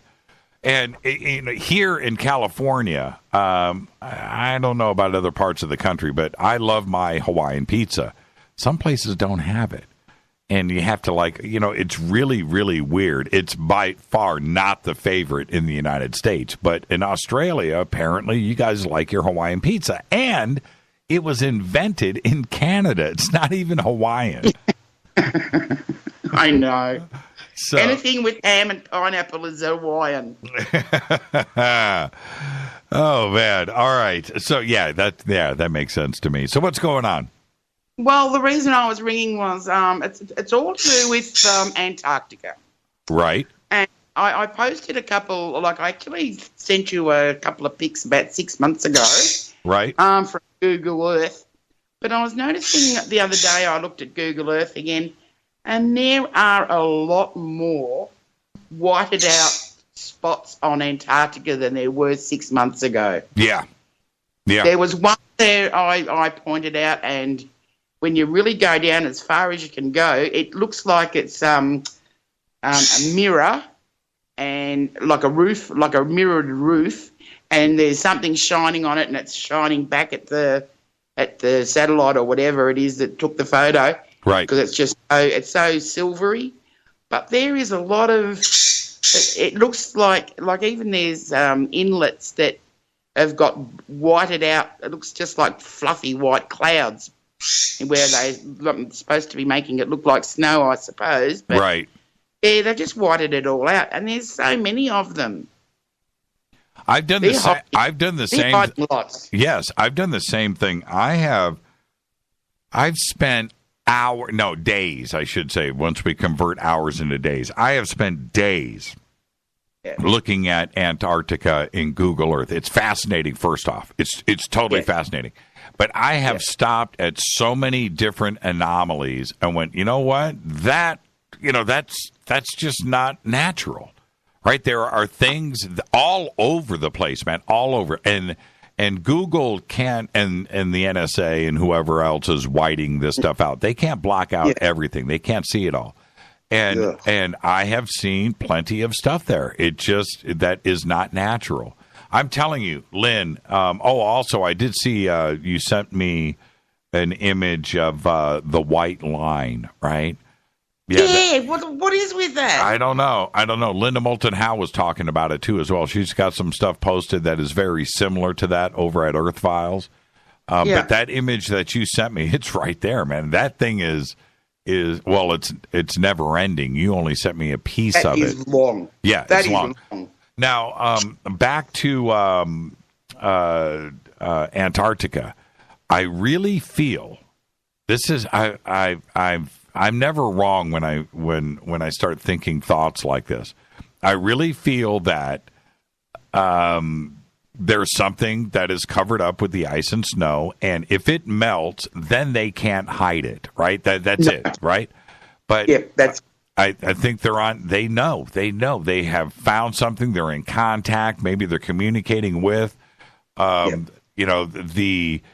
The possibility of humans or ET or both living there when it was tropical, right? And there was a time when it was. There's no question about that. There was a time when it was a nice place to live. Once everything shifted and Antarctica moved to where it is now and it got cold, everybody went underground. They learned how to live in the ice, right? They had technology there to electricity to heat. It wasn't a big deal, but what they found was that they were isolated and cut off from the rest of the world, where we, before we had boats and, planes are recent, but, we were cut off from them. So they just lived down there and did their thing, and we're finding that out now. And it would not surprise me at all that is what is going on. What they can't do is tell us about it, because that makes everything else a big lie. So I don't know how do you think that they're going to end up throwing us that softball? They're going to have. I think it's going to be the start of the start of everything coming out. It's got to come out. They can't hide it all. They're just blotting it all out with great big wads of Tipex at the moment. But right, like if you think though, say there was a tilt of the Earth, and America became the new Antarctica, and the snow and the ice and all that sort of stuff covered over the cities and everything. And then in 6,000 years it started to melt. Well, hello, here's New York now. We didn't see that before, but with people in 6,000 years. If we were all wiped out again, how we're supposed to regenerate every 6,000 years or something. But whole cities could turn out like that. And see, this is we need to not lose sight of something here when we're talking about continental drift, right? And these plate shifts. This stuff, although it was kind of talked about a couple of hundred years ago, and it was theorized, and then, of course, Pellegrini talked about it in back in the 1800s, 1850s, something like that. Alfred Wallace started to talk about it at the turn of the century. But this wasn't accepted until the 1950s and 1960s. This is all brand new stuff. But now the theory of continental drift is accepted. And we're only talking about 50 years ago, Lynn, right? Yeah. And so that's reality. So where was Antarctica? It could be floating right now for all we know, just held in place with frozen water. But continental drift is real. This is now accepted. David Attenborough, I'm excited about this, and nobody really wants to step forward. I'm talking about scientists. Nobody wants to step forward and go, hey, continental drift is real, and this is where Antarctica was then, and it was, and if Antarctica was somewhere else 1 million years ago, in between, let's say, Australia and the United States, right? Atlantis, Pacific, but that where everything was still touching. And civilizations. Gondwana. Yes. Wasn't it Gondwana? Yes. And that's where I'm excited about all of this. But nobody wants to step forward and talk about these possibilities. You and I totally get it, right? We do. But nobody wants to talk about it. They're hiding something down there. I don't know what it is. I don't. But they're hiding something. They're finding more and more and more. I guarantee it. I can guarantee it. Those new pyramids they're discovering. I went and looked at that in Google Earth. I posted some pictures of it. And you go and look at that in Google Earth and move it around and take a look at that. Now, it's big. It's much bigger than, the pyramids in Giza. But it just... And you look at all the other formations around it, all the mountains and the wind drifts and everything. There's nothing else out there that looks like that. It just doesn't look natural. It looks like a giant pyramid. It's four-sided, all equal on all sides.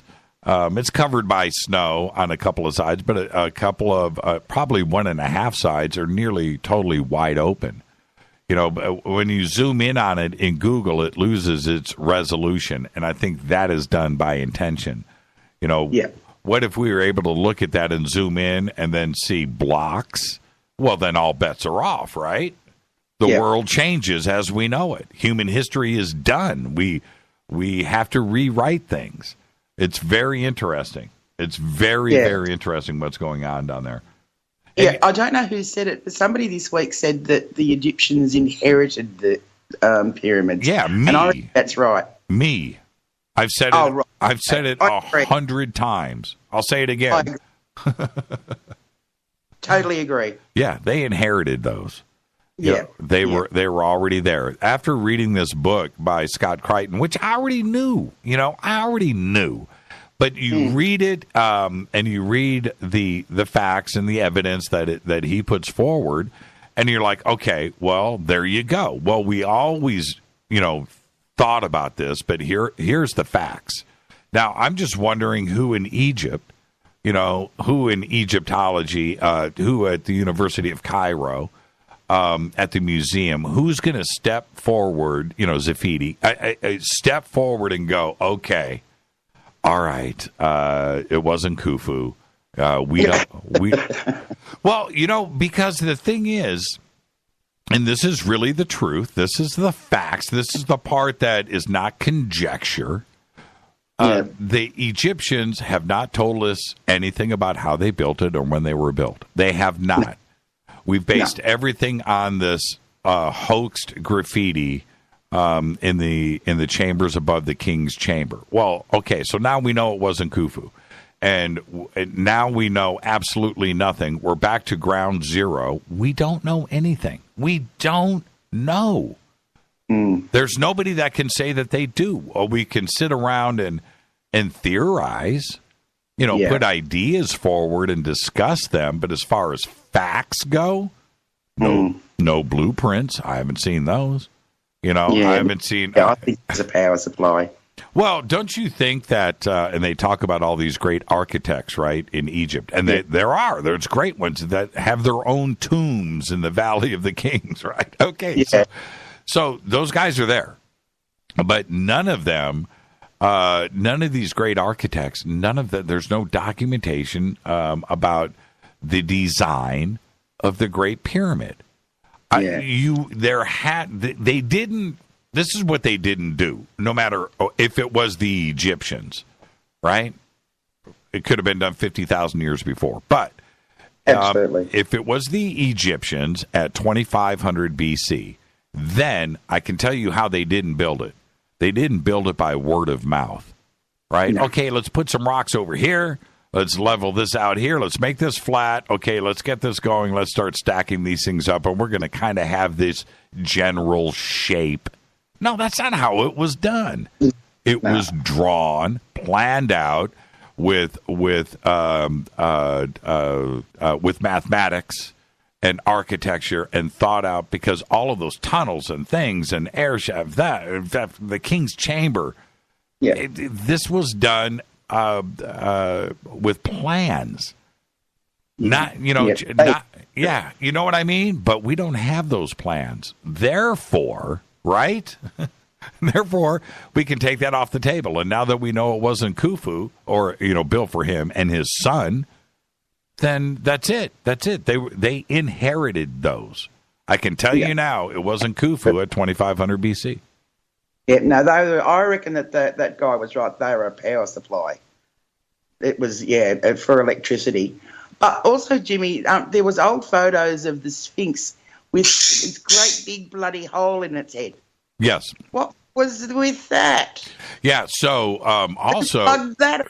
Yes, and it's interesting how you bring that up, because today I was just surfing through and going back with references in Scott Crichton's book, and it says, I think it's in Wikipedia, where they're talking about the Great Pyramid, and it says, well, and then there's also the Great Sphinx that has no chambers inside, chambers or rooms, but yet there's those pictures of a hole in its head. Yeah. Right? And it looks different too. Like those photos, the face looks different in those old photos from, I think it was 1880s or something or other. Mm-hmm. Where I think some hot air balloon took the photo. Yep. And that looks totally different, man. Not the same face. Yeah. And there's also, I'll tell you something else, and let's see if somebody can get this up on Twitter here in real time as we're speaking about it. And if you're on hold, everybody just stay right there. It's Lynn. She's calling from Australia. I haven't talked to her in a while. Lynn can hang out. All right? Okay. There are photos of where, and I believe Persians, but possibly British, but you have to see who's posing in these photographs, of where they dynamited their way. They're trying to get into the Great Pyramid, and you can see the big hole on the side of the Great Pyramid, right, halfway up. Well, if you go and look at those photographs, the close-ups, you can see another structure on the inside behind the blocks, and it's a gabled roof of an entrance. And when you go and you look at that, nobody talks about that. If it was me, if I was head of the antiquities department in Egypt and Cairo, I'd be up there pulling those blocks off. I would. I want to know what that is on the side of the Great Pyramid. Yeah, they're very protective, aren't they? I'm gonna see if I can find this right now. Entrance, right. Okay, boom. And I'm looking at images. Yeah, here it is. Here it is. Now, look. I'm going to send this. I'm going to post this right now on Twitter. And this is the beauty of having a live show. All right, pyramid entrance. That's good enough. Okay. Now I'm going to show this to everybody. What do you think? Oh, okay. Mark Tyrannus too quick. He already did it. Let's see if he did the high res version of it. No, he didn't. Man, Tirana, you're fired. You can no longer post on Twitter. No thumbnails. No thumbnails, brah. Okay. Pull your finger out, Mark. Yeah. Let's see. Bob's got... Yes. Bob did a perfect... What is going on here? Do you see it, Lynn? Are you looking at it in Twitter? I'm trying to... Keep it coming, everybody. Stephen Knapp's got a little bit bigger one. What's going on there, folks? Right? Now, if I'm head of the antiquities department... And if you look at, there's bigger pictures than what's here. I just can't get them posted fast enough. I'm pulling these blocks down. I want to know what's going on. And that is right on the side of the Great Pyramid. It's right there. Yeah. I think it's fascinating. But nobody wants to talk about this. Nobody brings this up. I'm here to tell you there is something going on. Those are red granite blocks. You know, and if these other blocks that you're looking at, you know, those are a ton, you know, they weigh a couple of tons each. How much does that block weigh? Right? Yeah. One of those I've never four. seen that. What's going on? I have never seen that before. Yeah. Yeah, that's real. Absolutely. That is real. So Yeah. I don't know how to explain it, and there are certain parts of Egypt when I look at an image like this. Thank you, Mark. By the way, I'm giving you a hard time. You're doing an amazing job, and thank you, Bob. And you take a look at this now, and this is the other curious thing as you take you're looking at this image. Well, at one point, this was covered in blocks, right? It was all filled in. What made somebody go to this exact spot? Yes. Right? Now, it looks like an altar or something, doesn't it? It looks to me like an entrance. But I'll tell you something else. When you look at this picture, right? Look at the one that Bob posted of the entire site. What's to the left of this? What's to the right? What's behind it? What's below it? Well, you know, I want to know, man. Let's peel these rocks back. Let's get some trucks up here. Let's get a big crane and start moving this stuff. We can put them back. You know? As if they're going to let you touch them. What's that? As if they would let you touch them. Yeah, exactly. Yeah. Who posted this? This is a great picture. Bob, that's a great picture. What is going on there? Somebody help me out. You know, and like I said, if I was the head of everything, I'm pulling those blocks down. I want to know. You know, we're talking about the King's Chamber with its roof, right? And the way that the supporting structures go above with all the chambers above, you know, the relief chambers to hold up. Well, what is built here that they have to have this support? What's going on? I know. I've never seen that before. Never, ever. Nobody talks about it. And there it is. What pyramid's that in? What's that? What pyramid is that in? That's the Great Pyramid right there. The one, the formerly known as Khufu. Yeah, formerly known as. Yeah. Prince. Yeah, pretty incredible. Oh, there we go, Dennis. Look at what Dennis just posted. Look at that. You know, I just want to know. Man. When did this get discovered? If you go back to the old black and white pictures of this when they first discovered it, they dynamited their way in. Oh, really? Yeah. And you know, you can see the little. Wasn't those three crazy Germans? Was it? No, I don't know. I don't know. But I want to know. You know, there's something going on here. So if you look if you look below and you can see that's the entrance to the Great Pyramid right there, that tunnel right there. You see the black door, the black hole.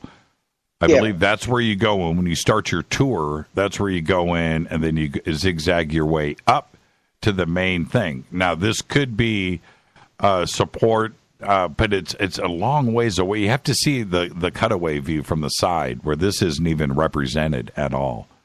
So... Yeah, pretty cool. Pretty cool. Yeah. Yeah, there you go. And why haven't they pulled these blocks down? I'm just saying.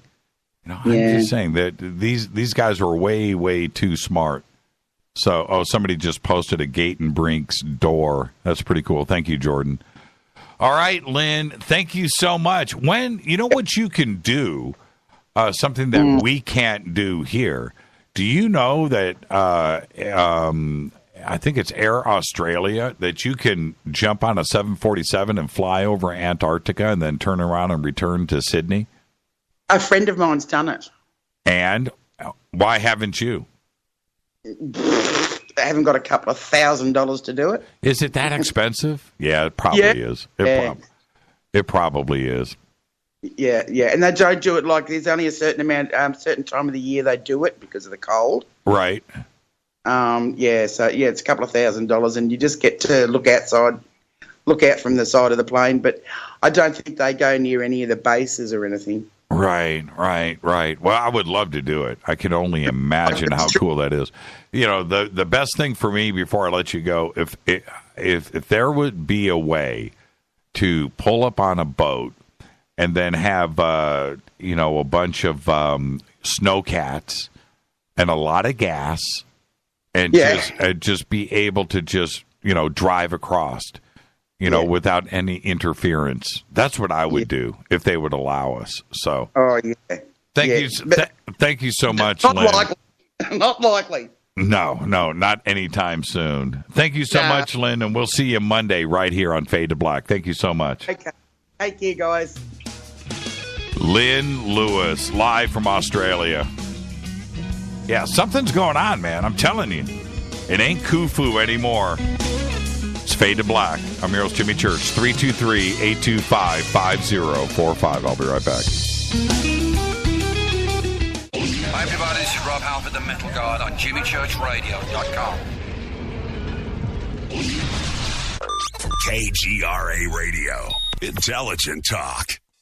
You've probably heard about all the great benefits of goat milk soap, but did you know some companies take shortcuts? At Old New England Soap, we make our organic goat's milk soap using 36% goat's milk. That's 17% more than most others. Our bars are larger, so they last longer, producing lots of lather packed with vitamins. And our soap is a natural moisturizer that smooths dry and damaged skin. Order online at oldnesoap.com. That's oldnesoap.com. You've tried the rest. Now try the best. oldnesoap.com. Water-based soaps on supermarket shelves use harsh chemical acids to break down dead skin cells. And that's just not good for you. At Old New England Soap, our soaps are made without chemical ingredients, contain no alcohol or petroleum products, and use 85% organic materials and carry the USDA's organic certification. Try some today. Go to oldnesoap.com. That's oldnesoap.com. oldnesoap.com.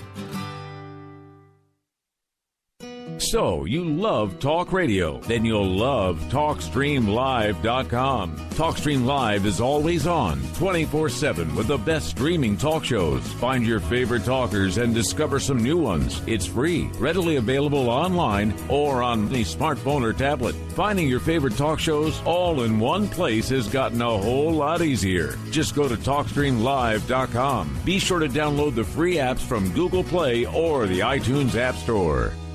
If you have sciatica, then you know all about the crippling pain that travels from your lower back down your leg when a spasm occurs. It's brutal. In fact, it's enough to take your breath away. Dr. Zhang's Sciatica Nerve Cream helps relieve persistent, shooting pains associated with the sciatic nerve in the lower back and legs. This natural, homeopathic cream contains the most potent ingredients to soothe even the most excruciating pain associated with sciatica. Stop the pain now. Ask for Dr. Zhang's Sciatica Nerve Cream at your local health food store or go online to trasknutrition.com. Would you like relief from muscle pain, headaches, and discomfort to sleep better, have more energy during the day, and just feel naturally amazing? Fibromalic can help. Its blend of malic acid and magnesium can provide pain relief and comfort for those who experience fibromyalgia.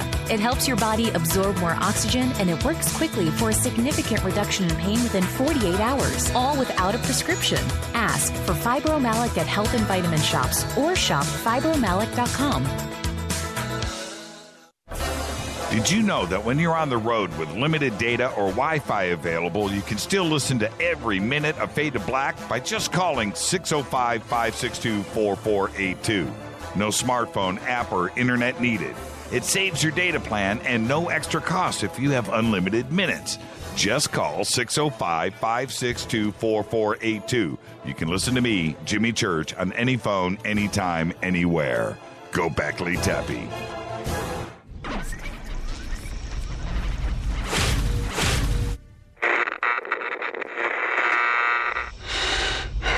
You want to know a secret? I love ponies.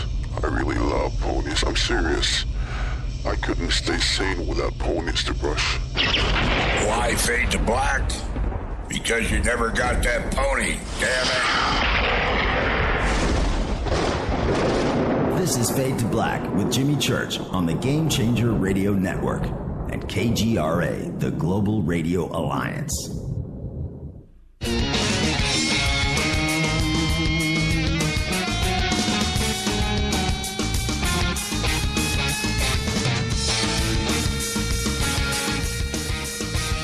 Welcome back, Fade to Black. This segment of Fade to Black brought to you by Studio Dome and their Fadernight Special, a hard shell case packed with a portable stereo Bluetooth sound system featuring the new TWS or True Wireless Stereo technology. It has two of the new SBB2 speakers and power for just $129. Just use promo code JCRTWS. That's over 60% off the normal price of $399. And of course, you're going to get free shipping. Just go click on the banner over at jimmychurchradio.com. You are a fade or not, you know somebody. It is the best deal on the internet. All right, it's Thursday night, Fade or Night, 323-825-5045, open lines. We were talking about Gate and Brink's door in the Great Pyramid right before the break. And this is what's interesting. We don't have to say Khufu anymore, right? Because it's not. It's just the Great Pyramid. And looking at the structures that are on the inside of the pyramid, and you guys posted all of the pictures of what I was talking about. You know, that gabled roof with those huge.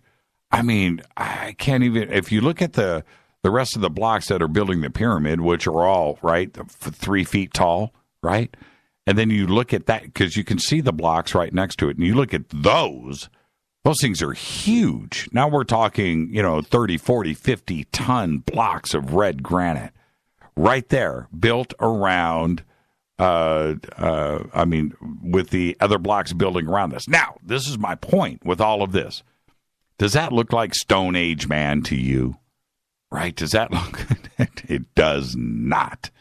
We all know what the King's Chamber is, but this is what is lurking underneath the blocks, right, of the Great Pyramid. Look at that. That's crazy. And then you think about the shafts that are throughout the inside of the Great Pyramid. That has to be designed, my friends. You're building these blocks and you're coming up and you've got a shaft that's coming up, right? Are you just building this as you go? No. This is planned and thought out. This is high technology. Let's not forget about this. And when it comes down to Gate and Brink's door, now what we're talking about here, Gate and Brink was a German researcher that decided to build a robot to go into the shafts that were coming out of the Queen's chamber. And the shafts were, they had to discover those first because there were blocks plugging them. But when those were pulled out, there's a shaft, right? And so Gate and Brink builds this robot. and it goes up about 200 feet. And then he goes right into this block that is in the middle of this shaft. What do we do, right? Well, so Zahi Hawass ended up shutting the whole project down.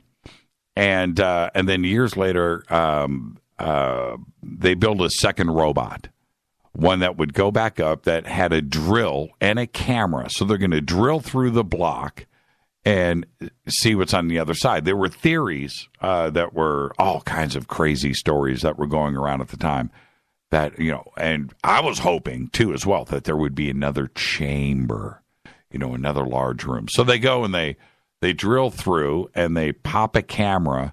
They drill through the block, pop a camera through it, and what do they find? Well, they find another block, but they also find these symbols, and I posted them here. Right there. Look at that. I don't know. And that's what you can see. This is videotape. This is a still from the videotape. You can see that there. But there they are. Now, they don't know what these symbols are. It's not hieroglyphics. It's nothing in the Egyptian record. It's just there. Don't know. Is it an ancient language? Is it 50,000 years old? 20,000? Right? It kind of threw them for a loop. And I can tell you this. They go and they build this robot to go up and drill through this. And then they find on the other side, somebody posted that. Yeah, there it is right there. There's the robot being placed inside. Somebody posted a picture of the far side right here. Where is it at? Is this it? I think this is it. This could be. I'd have to go back and look. Stephen Knapp posted this. I'm going to retweet it really quick. But so on the other side, that's National Geographic. I don't see another shot. I've got somebody post these shots on the other side of Gate and Brink. I only had time during the break to do the symbols, which is what I was looking for anyway.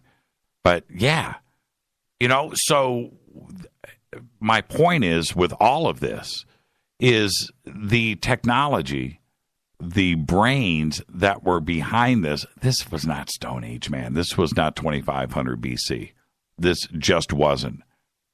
And the history that is there about Khufu and how and what and when this was built, it's all off now. Now it is officially over. It's officially over. I really want to know how Egypt is going to deal with Scott Creighton's book.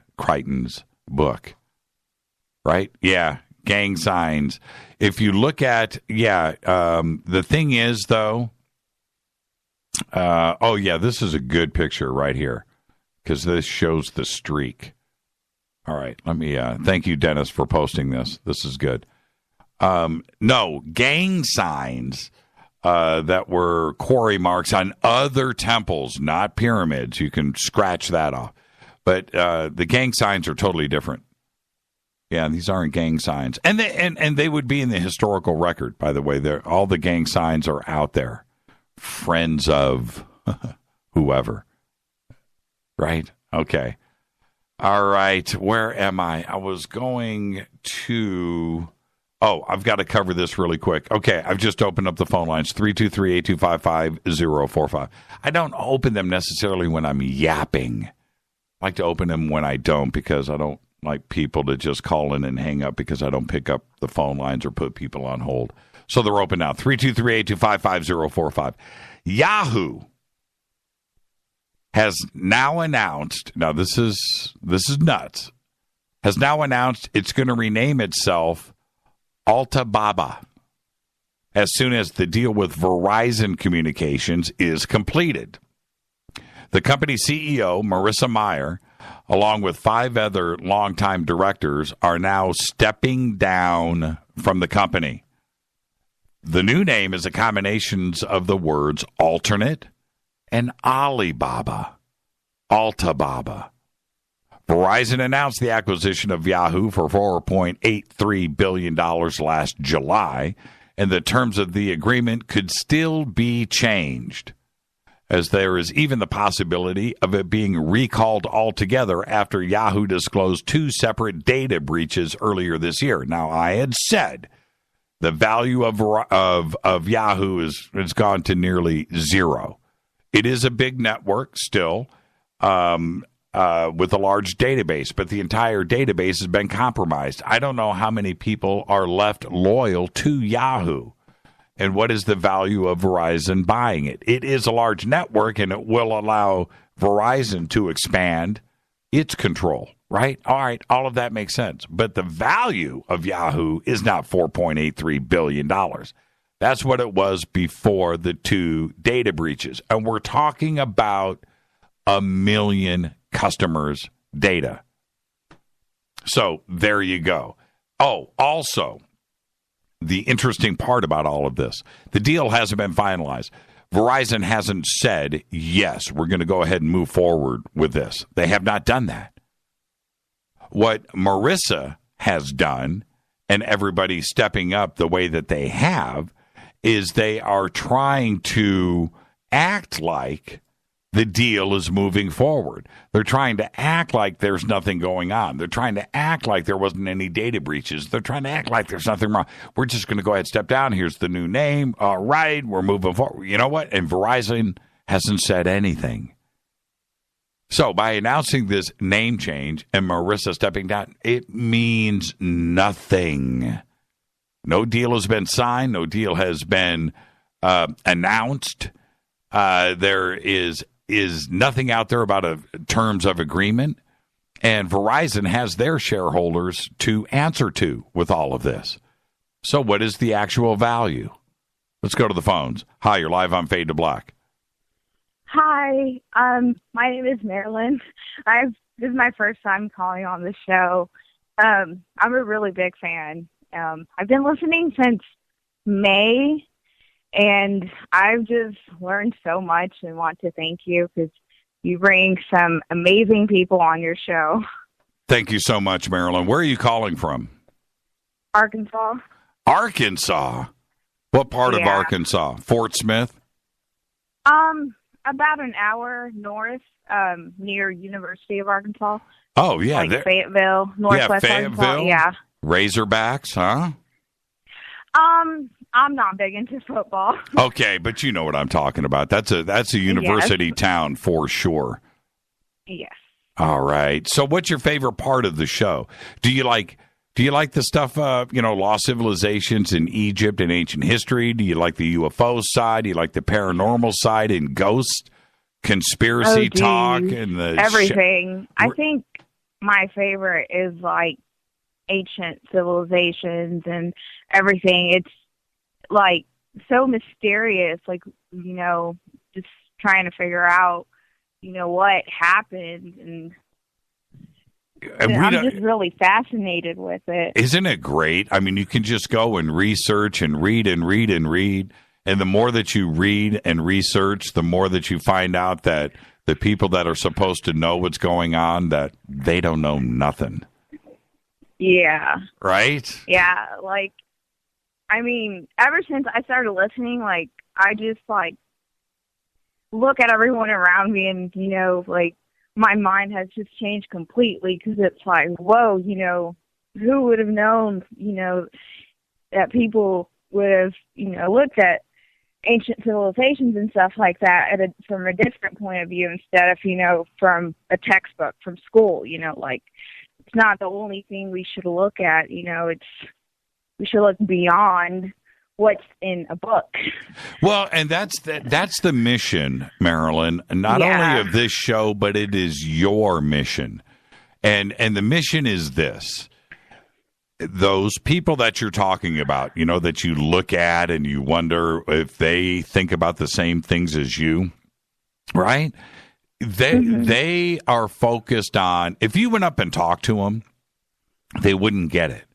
And it's because they just want to go from their car, in the morning, get up, get to Starbucks on their way to work, get their Starbucks, get in the car, get to work, get their 8 hours in so they could come back home, eat dinner, watch the news, and go to bed to get up and do it all over again.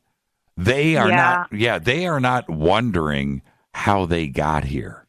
They're not wondering about the man. They don't know about ancient Egypt or Göbekli Tepe or what's going on in Peru. They don't know. You know what? And for them, it's not a concern. And if they did know, they would change everything. They would sit down and talk to their kids. So that's your mission. That's you. Yeah. That's your mission, is to go out and just try to share this information. If you find one person or one friend that goes, no, I didn't know that, but I'm going to go check it out, then I've won. Right? Yeah. Yeah, I do have a couple of people that it's, not very many who are interested in the subject, especially your show. And, I try to getting some people to come listen to Jimmy. And, just not very many people are, I guess, too open-minded about it. But, it is what it is. But I, try to do my best and, be like, hey, look at things beyond there. Right. And that's the point. This show has grown and grown and grown and grown. And I wish that, we have our core, audience, right? And they're here every single night and we hang out. All right. But I almost wish I could have a whole fresh audience that has no idea. None, right? And start converting. That's where, and it's tough. But we have grown. And I know that there are so many of you like yourself that may have been interested in this kind of thing, and they found the show. But what they ended up learning so much more, and they go out and have fun and research and go and Google different things that we talk about. Definitely. And that's half of the fun, right? That's half of the fun. After a show, just going and surfing and checking out the things that we talk about every night. Yeah. So. Yeah, but I just wanted to stop by, say hi as a first-time caller. So cool, Marilyn. And thank you. And don't be a stranger, okay? Okay. All right. Say hi to everybody in Arkansas. Love Arkansas. I used to live in Memphis, right? And would drive over to Arkansas all the time to cause trouble. So, I've been all over that state. It's a beautiful state. Thank you so much. Yeah, they used to have a thing, kind of like Woodstock, I guess you could think of it, called Wakarusa. But supposedly they had shut that down because so many, people were dying from overdoses and stuff. Right. Yeah. Was that in Little Rock? No, that was in the Ozarks. Oh, that was in the Ozarks. Ozarks, yeah. Well, they used to have that river festival down in Little Rock. I'm trying to think of the name of it now, but that was also pretty cool. I'm sure it still goes on. All right. Thank you. I'll have to check it out. Thank you so much, Marilyn. You have a good night. You too, Marilyn. Thank you so much. That's what I'm talking about. Arkansas. Arkansas is the home of KGRA. A lot of people don't know that. There you go. All right. Phone lines are open. 323-825-5045. 323-825-5045. Yeah, Gate and Brink, man. I'm telling you. And so they go and they drill through. They get to the end. They find another block on the other side. Yeah. I think they should just go and take that robot and just go dynamite their way through, man. Just blast that door. Take it out. Take out the next one. Let's get some serious robots and see where those things are going. That's what I would do. Hi, you're live on Fade to Black. Hey, Jimmy. It's JK from New York. Hey, man. How are you? Great. What's cracking? Well, I guess I just wanted to, you're talking about the pyramids in Egypt and all, and it still gets me how these, people or researchers will say they don't agree with the, original theory of using wood and all this, but they think they used a different technology that we just haven't uncovered yet. Right. Which sounds bogus because, look at the technology we got now, like a car or a plane. And somebody just didn't wake up one morning and say, "Oh, I just figured out how to build a plane." Someone had to invent, rubber and metal and steel first, and someone else had to invent electricity, and someone else had to invent, all the different things that go into it. Right. So if someone just didn't wake up one day in 2500 BC or whatever and say, "I just thought of a, levitation device," Right. You have to have all these little technologies that build up to that point, and we'd find evidence of that. That's right. That's right. And it's just not, it doesn't sound feasible. Well, everything is taught. That's it. Everything is taught. There isn't anything original. Everything is taught. Steve Jobs did not invent the cell phone. Right. Things lead. He didn't invent the computer. Things lead up to all of this stuff. So, but which goes to writing and it goes to electricity. Everything is just it's evolutionary and takes a long time. Everything is taught, and these ways to quarry. Let's not get confused here. The technology to cut red granite blocks in a quarry perfectly and get those transported either, and if they did a 70-ton block on a boat at 2500 BC to get it up the Nile, which is how I would do it, right? It's a lot easier than taking it across land. I want to know where that boat is, because that thing was big and it didn't sink. So there's that, or getting it there across the desert. This is technology that, I'm sorry, it's not Stone Age man dragging it through the sand. It's simply not. That whole thing. Do you remember? It was about a year ago. The big announcement. Oh, we found the secret on how they got the blocks across. They poured water on the sand, right, ahead of it. I was like, dude,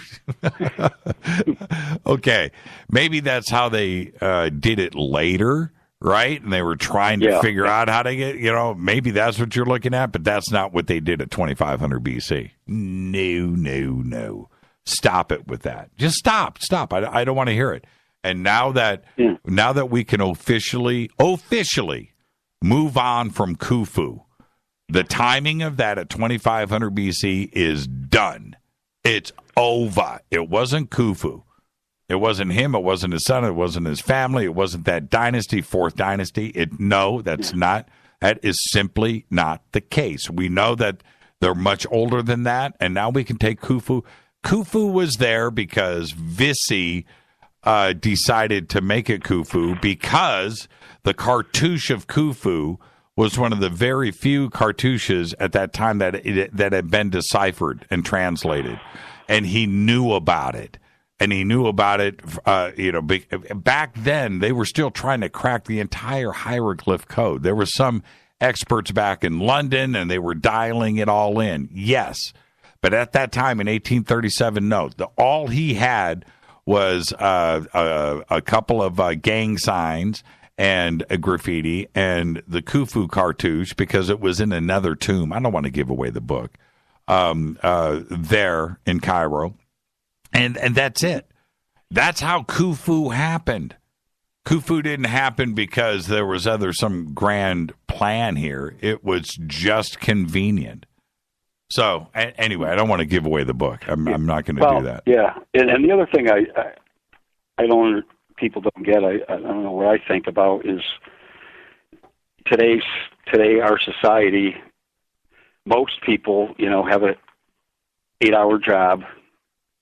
and when they come home, they don't have to go search for food or search for water or fend off, creatures or animals, and they don't have to, build their own house, because everybody else, we trade money and we have, road systems and modern technology to do that. So people back then, if they built that pyramid in the way they're saying, and their job was to work, say, 12 hours a day, doing what they did, whatever their job was, they would still have to go home somewhere and do everything else.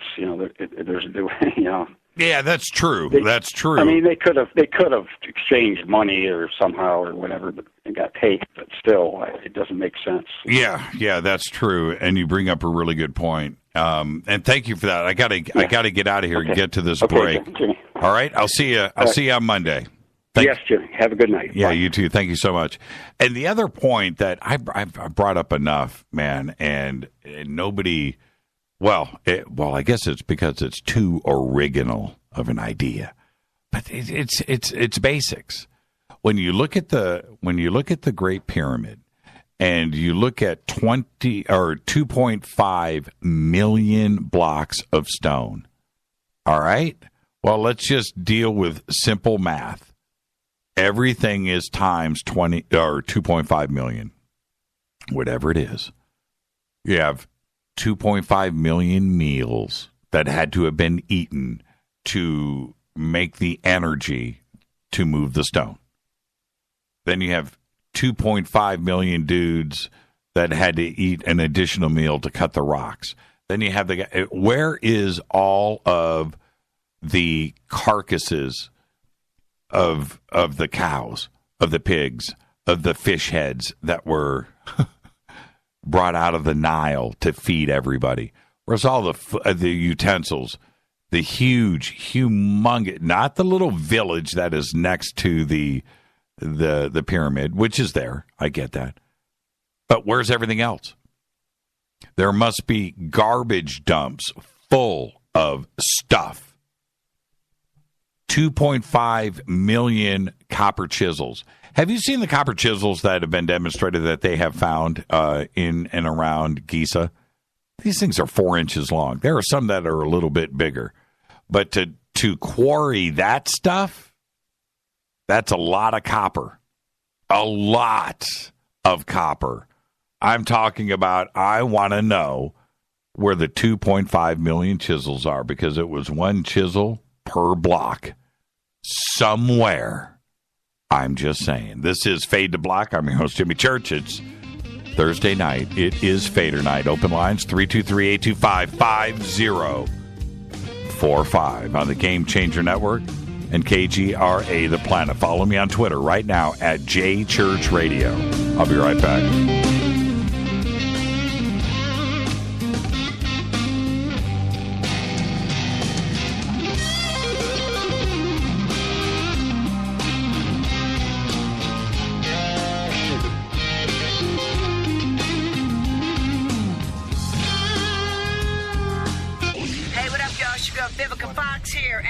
Listening to my boy, Jimmy Church, on JimmyChurchRadio.com. Despite popular opinion, reading a book will not make you smarter. But listening to Jimmy Church will.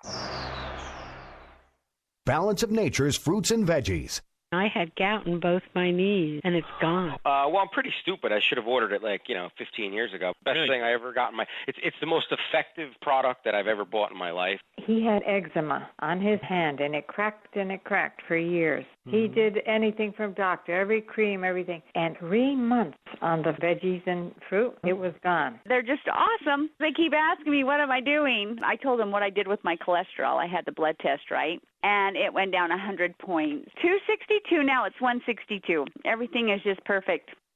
Call now to find out how to get your free month's supply of Balance of Nature.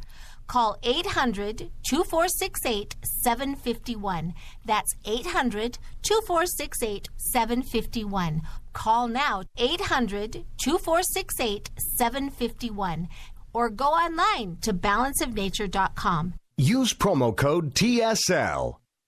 Would odors, mold, and mildew describe your basement or crawl space? It doesn't have to be that way. Transform them into a fresh, healthy, usable one with the technologically advanced Wave Moisture Control Units. The computerized operation maximizes moisture control and also expels harmful radon, combustion gases, and numerous other pollutants. Dehumidifiers are old technology that do nothing for air quality and waste energy. Wave units are intelligent, self-monitoring, do not need maintenance, and will save you hundreds in electricity. Wave units are still running effectively over 15 years. They've been tested and installed in public and military housing and by property managers nationwide. Buy a unit now, and if your home is not fresher and drier, you can return it for a full refund for up to 12 months. What have you got to lose? Call now. 1-888-618-WAVE. 1-888-618-WAVE. Or visit mydryhome.com. That's mydryhome.com. Wave Home Solutions for a healthy, comfortable home. What's up, Fadernauts? Studio Dome loves Fade to Black and the F2B audience so much that they have put together the ultimate stereo Bluetooth system. They've done it just for you. Man, check this out. The Studio Dome SBB2 stereo system is here. It's featuring 2 Studio Boombox 2 SBB2 wireless Bluetooth speakers, packed in its own custom hardshell case. This Studio Dome system features the very latest in stereo Bluetooth technology. The 2 full-range boomboxes are in true wireless stereo. You've got to hear this. It's amazing. It's just $129, and use the promo code JCRTWS, and you'll also get free shipping. It's simple. Just go to jimmychurchradio.com, click on the Studio Dome banner. Go Beckley Teppy.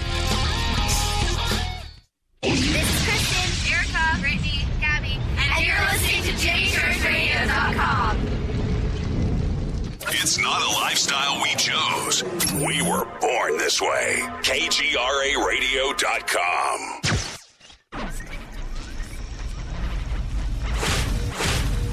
This is KJCR at JimmyChurchRadio.com.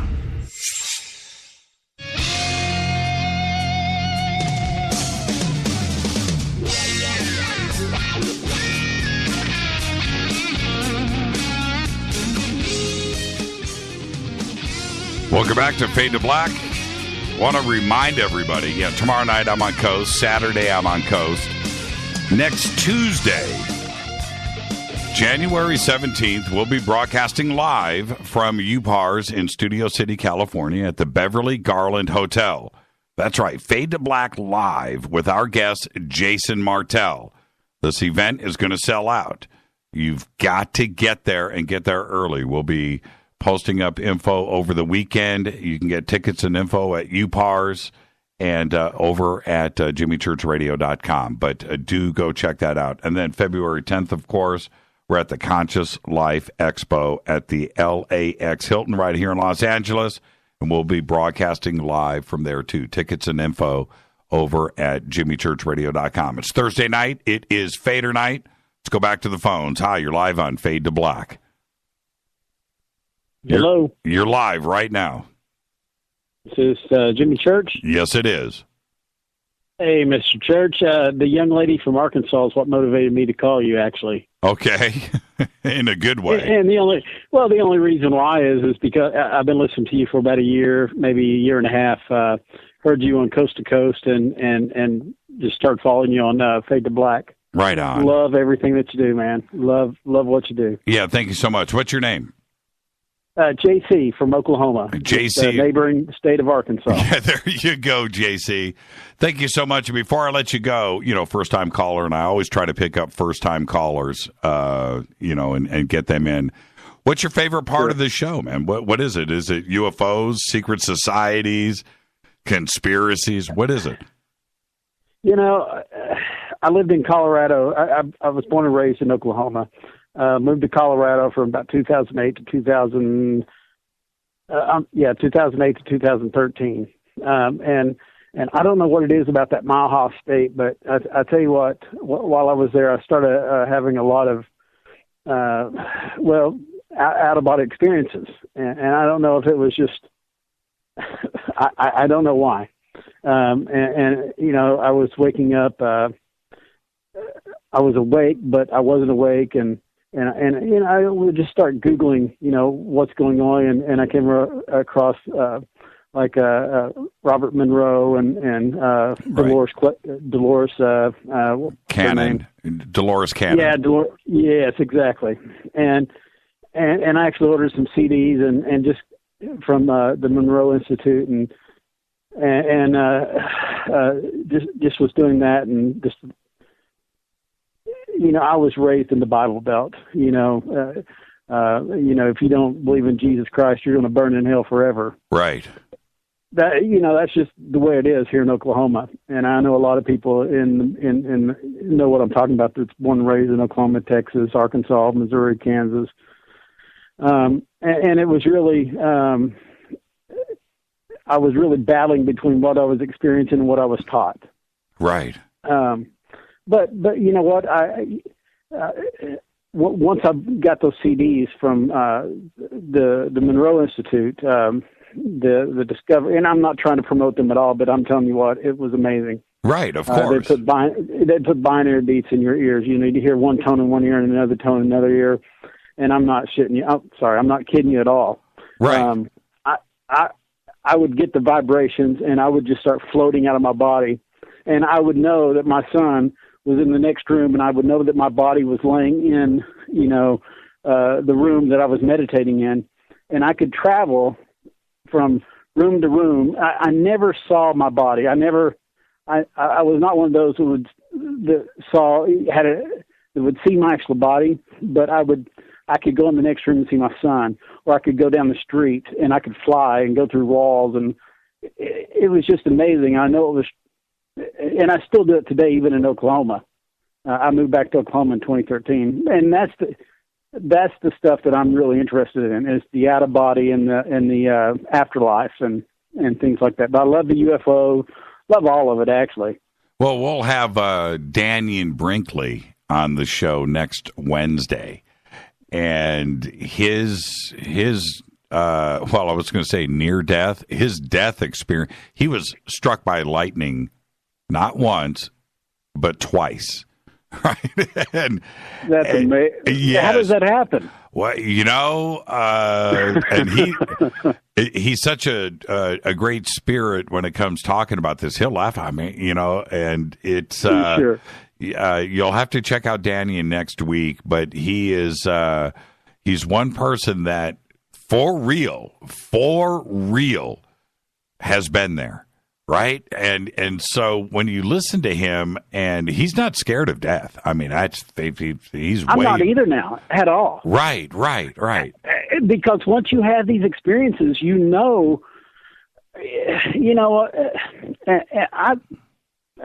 battle between the way I was raised and what I believe now. I really, seriously, Jimmy, I battled with that. Right. Because I hope you know what I mean. I do. But I know the truth now. Not saying that what I was taught was completely false. Anyway, I battle with it still today. But go ahead. I'm sorry. What I was going to say was I'm not afraid of death, but what I do want to do is to continue what I'm doing now. Right? I'm having fun sure. and hanging out with it, and I've got so much to say and discover yet in this version of life, right? Exactly. You know, exactly. So I just got stuff to do. You know, I got stuff to do. Me too, man. Me too. But I can't, you know, when we finally do, all of us, you know, get to go to the other side and check it out. That's going to be exciting too. It's another. Well, I can't wait to come back. I can't wait to come back. Yeah. I truly believe in reincarnation now. Have you ever had an out of body? Not. You know what? Not as an adult. Right. But not as an adult. You need to get. And I promise you, I'm not promoting this, but you've got to get those binary beats from it's called the Monroe Institute. Robert Monroe. I know what they are. I promise you, once you try those, I mean, I was doing it at night, and I was like laying in bed, and I felt like I was paralyzed. And I would say to myself, "Wake up, wake up, you wake up." I thought I was dying. I didn't know what was going on. And then I was like Googling it. What is going on? I'm paralyzed. I can't. And then it just came across Robert Monroe, and I bought these CDs, and there's like 7 different waves, and I still haven't got through all of them. But the first time I put those binary beats in my ear, it put one tone in one ear and one tone in the other, and they were different tones. And then once they put them together, it was like a wow, wow, you felt the vibrations, and you felt your body lift up, Jimmy, and then you knew. I mean, you could go anywhere. I've been to I know this might sound weird, but once you're out, you can you can say, okay, let's go to the moon. Yeah, you know what's funny? You should see everybody tweeting about this right now. They've all done it. What was your name? JC from Oklahoma. JC. It is so amazing, man. I ain't kidding you. I mean, I'm just a working guy. You know, I'm a single dad raising my kid, but I love to meditate now because, and I don't have to listen to the binary beats anymore because I've listened to other. There's different ways to go out of there's not one single way to go out of body. Right. There is not. But what got me going was I was laying in bed. I'd moved away from Oklahoma because my ex-wife had moved my kids to Colorado, and I followed my ex-wife and my kids up there. Right. So I was, there was a lot of times I didn't know anybody up there, so I was just seriously laying in bed meditating. And that's when, anyway, that's a long, long story, but that's when I got into it. And me and my son are back home now, and I still do the same things. Jimmy, it is so freaking amazing to be out of your body, to go anywhere. And, and I've had people say, well, I don't want you to come and see me in my house. And I'm like, well, I don't know where your house is, so how could I do that? Well, JC. But anyway, man, I'm not kidding you. I lived in L.A. when I was from like 92 to 94. Right. During that Northridge earthquake area. Uh-huh. And I've been back. I've got some friends that still live in like I don't want to mention her name, but a really famous casting director in L.A. that I sold her a car when I worked at Santa Monica Ford, and her and I are still good friends, and I know where she lives. And man, I've visited her. I've been back to L.A., the Hollywood sign. Anytime, anywhere you want to go when you're out of body, you can go. Wow, I'll have to check it out. You're conscious of it. Yeah, I'll have to check it out, man. It's like an e-ticket at Disneyland. It is so, Jimmy. I'm not kidding you. It is the most amazing feeling. You cannot have any distractions, though. Any distractions. I mean, if you have to go to the bathroom, you'll come out of it. If you have dog barking, you'll come out of it. And it'll actually piss you off if you come out of it because it's such a great feeling. I've got to check it out. JC, thank you for the phone call, man. And don't be a stranger. Hey, brother. Hey, good talking to you. Thank you so much. JC from Oklahoma. First-time callers will always get through. All right. Oh, well, you know what? I've got another one right here. Hi, you're live on Fade to Black. Who's calling? This is Marie from San Jose. How are you? I'm fantastic, as always. What's going on tonight? Oh, Jay, I have been listening to your show for probably a year now, a year and a half. It's been so much fun. I haven't hit the Twitter thing yet. I plan to, though. Oh, you can't. You've got to. Look, serious. What was your name again? I'm sorry. I didn't. This is Marie. It's Marie. Hi, Marie. And, Twitter and this show go together, man. It's like Oreos and milk. I know. I tried the other day, and it just like, okay, I got on, and then I got the Twitter deck thing. I think that's what it's called. Tweet deck, I'm like, yeah. Okay. Tweet deck. That's yes. the thing. Tweet deck. And I stopped. Well. Once that's fine. And I have no excuse. I mean, I live in the Silicon Valley, right? Yeah. I have like no excuse for that. None whatsoever. And this is the thing, though. I understand the hesitation because once you step over the edge, there's no coming back, Marie. Okay, I'm just letting you know that right now. What do you, first-time caller, what do you enjoy most about the show? I love the fact that your you let us decide. You give us all kinds of information. Here it is. Bam, bam, bam, bam. Go research it yourself, so we're out there doing it. And you don't push your opinion on us. And you bring in all this info, and I love that. And it's all the good stuff, all the juicy stuff, all the stuff that, we grew up and watched all those mystery shows. Right. And then you just take it further. All of us who enjoyed those kind of shows will get to enjoy shows like yours. I had a particular question for you, though. Go ahead. I have heard you mentioning seeing a UFO over Monterey Bay, like a triangular one. Oh, yes, of course. Yeah, absolutely. Okay. So, which is very, very interesting, because I grew up in the Monterey Bay. Right. And I grew up, my parents had acreage, and right where I ended, my parents' family's land ended, Fort Ord, back in the day. I don't know if you know Fort Ord. Yes, of course. I've been there many times. Okay. So, I grew up with a lot of military, a lot of activity during that time. My mother now lives, let's say, out in the San Benito Valley, and has been seeing lately for the last couple of months triangular kind of lights. Very interesting. And she's actually shot pictures of them. I haven't shared them at all yet. Oh, actually, I did actually share them with George Norrie when he was up here in the Silicon Valley. I was able to kind of show him. Right. This is what I got. This is what my mom's, shooting pictures of. And I just was kind of curious if anybody else has seen weird stuff out in those areas. And I know they're not horizon lights.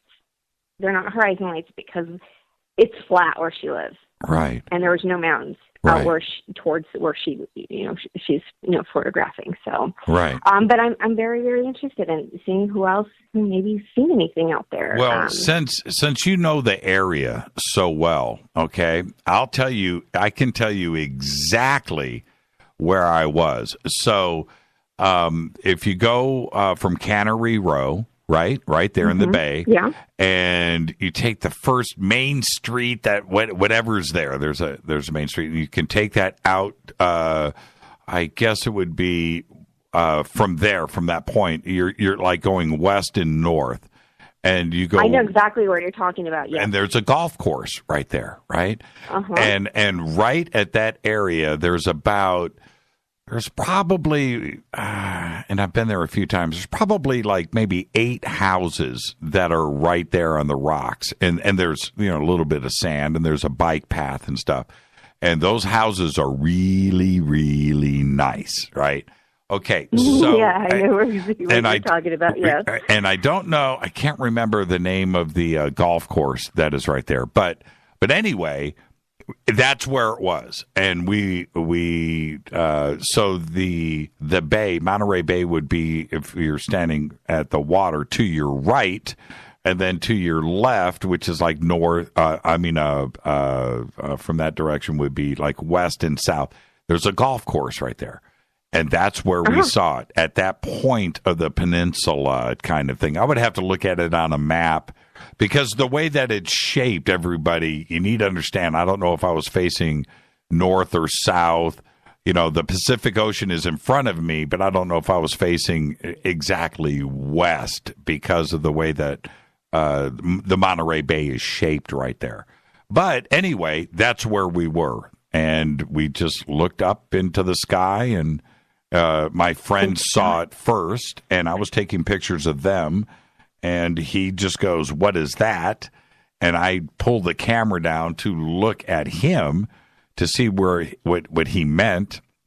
And he's looking up, and then everybody else looks up, and there was this black dot. That's the best way I can describe it, just shooting across the sky, high up. Not a black dot like, flying around like a plane. This is a black dot that looked like, this is a sunny day, 3 o'clock in the afternoon, blue sky with some clouds in it. And so this black dot is up like in the blue sky, way 60,000 feet. I don't know if it, but it's a black dot shooting back towards like where Fort Ord is, right? So it's like going, it's going back towards the coast, towards us, and I just grabbed the camera that I had, and I took one picture, and I started. It was a disposable camera, so I'm trying to wind it to take a second picture.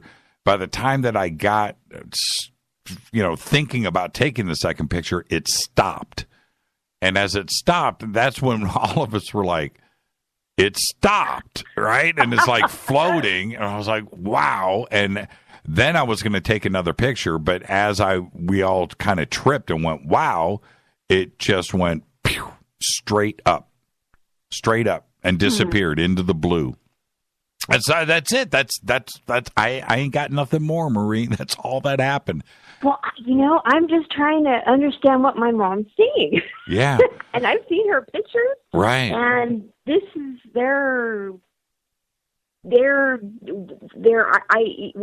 You should send them to me. Why don't you, send them to me, to Jimmy at jimmychurchradio.com and okay. Let me check it out. I would love to see them.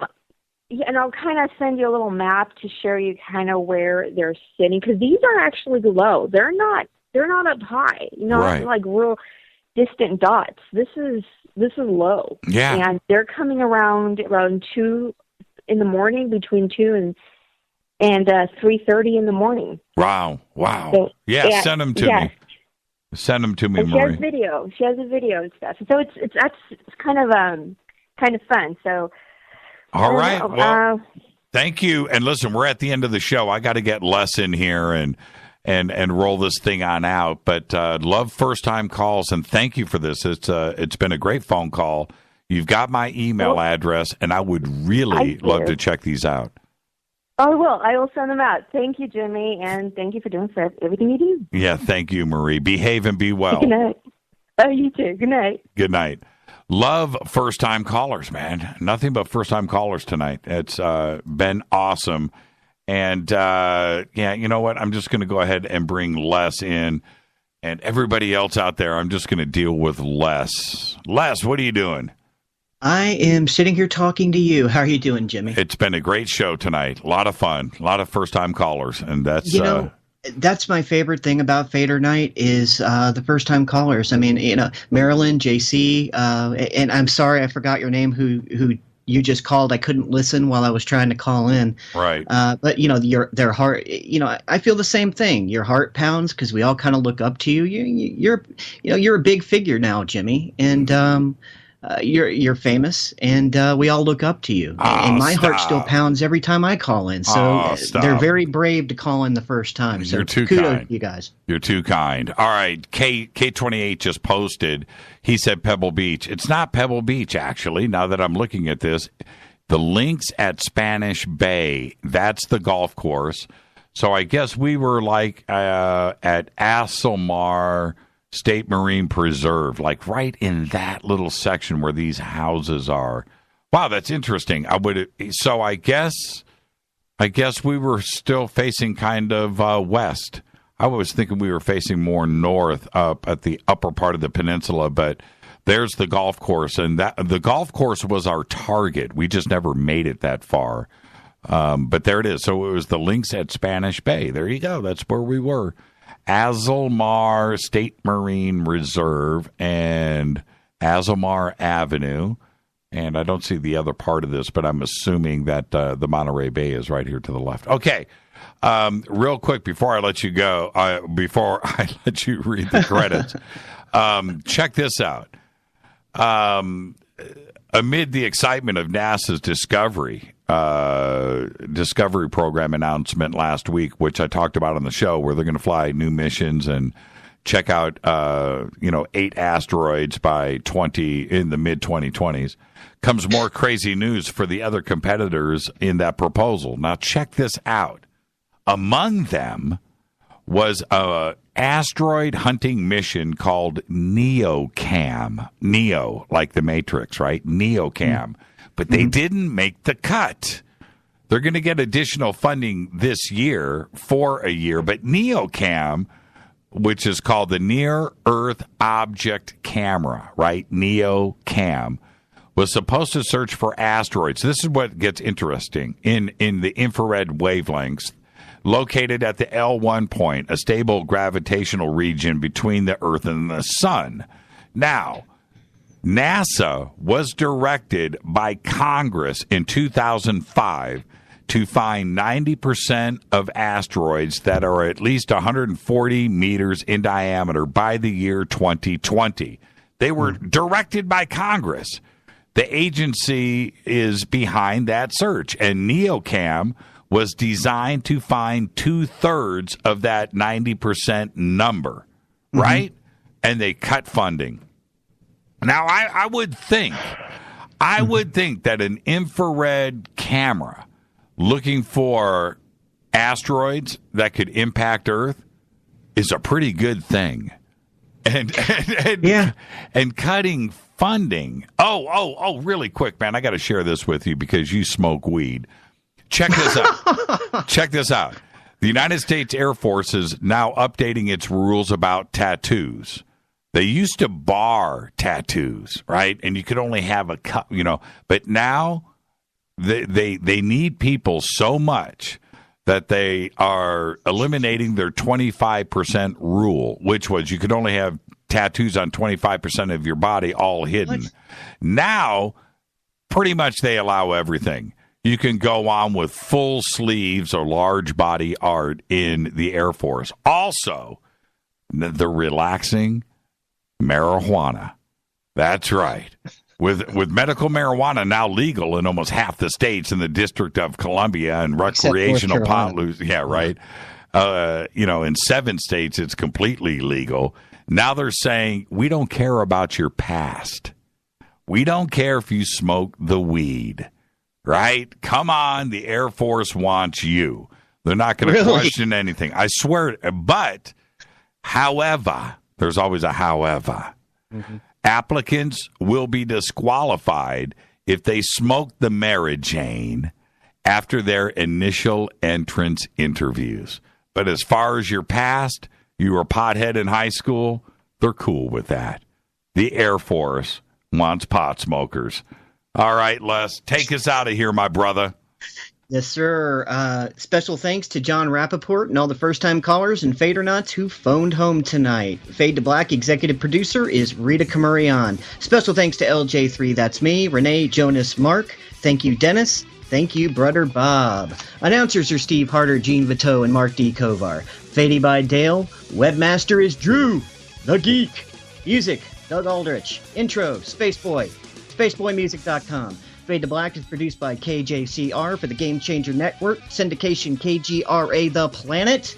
And with that, for the week, Jimmy and I are out of here. Thank you so much, Les. Have a great, safe weekend, my brother. We'll see you right here on Monday.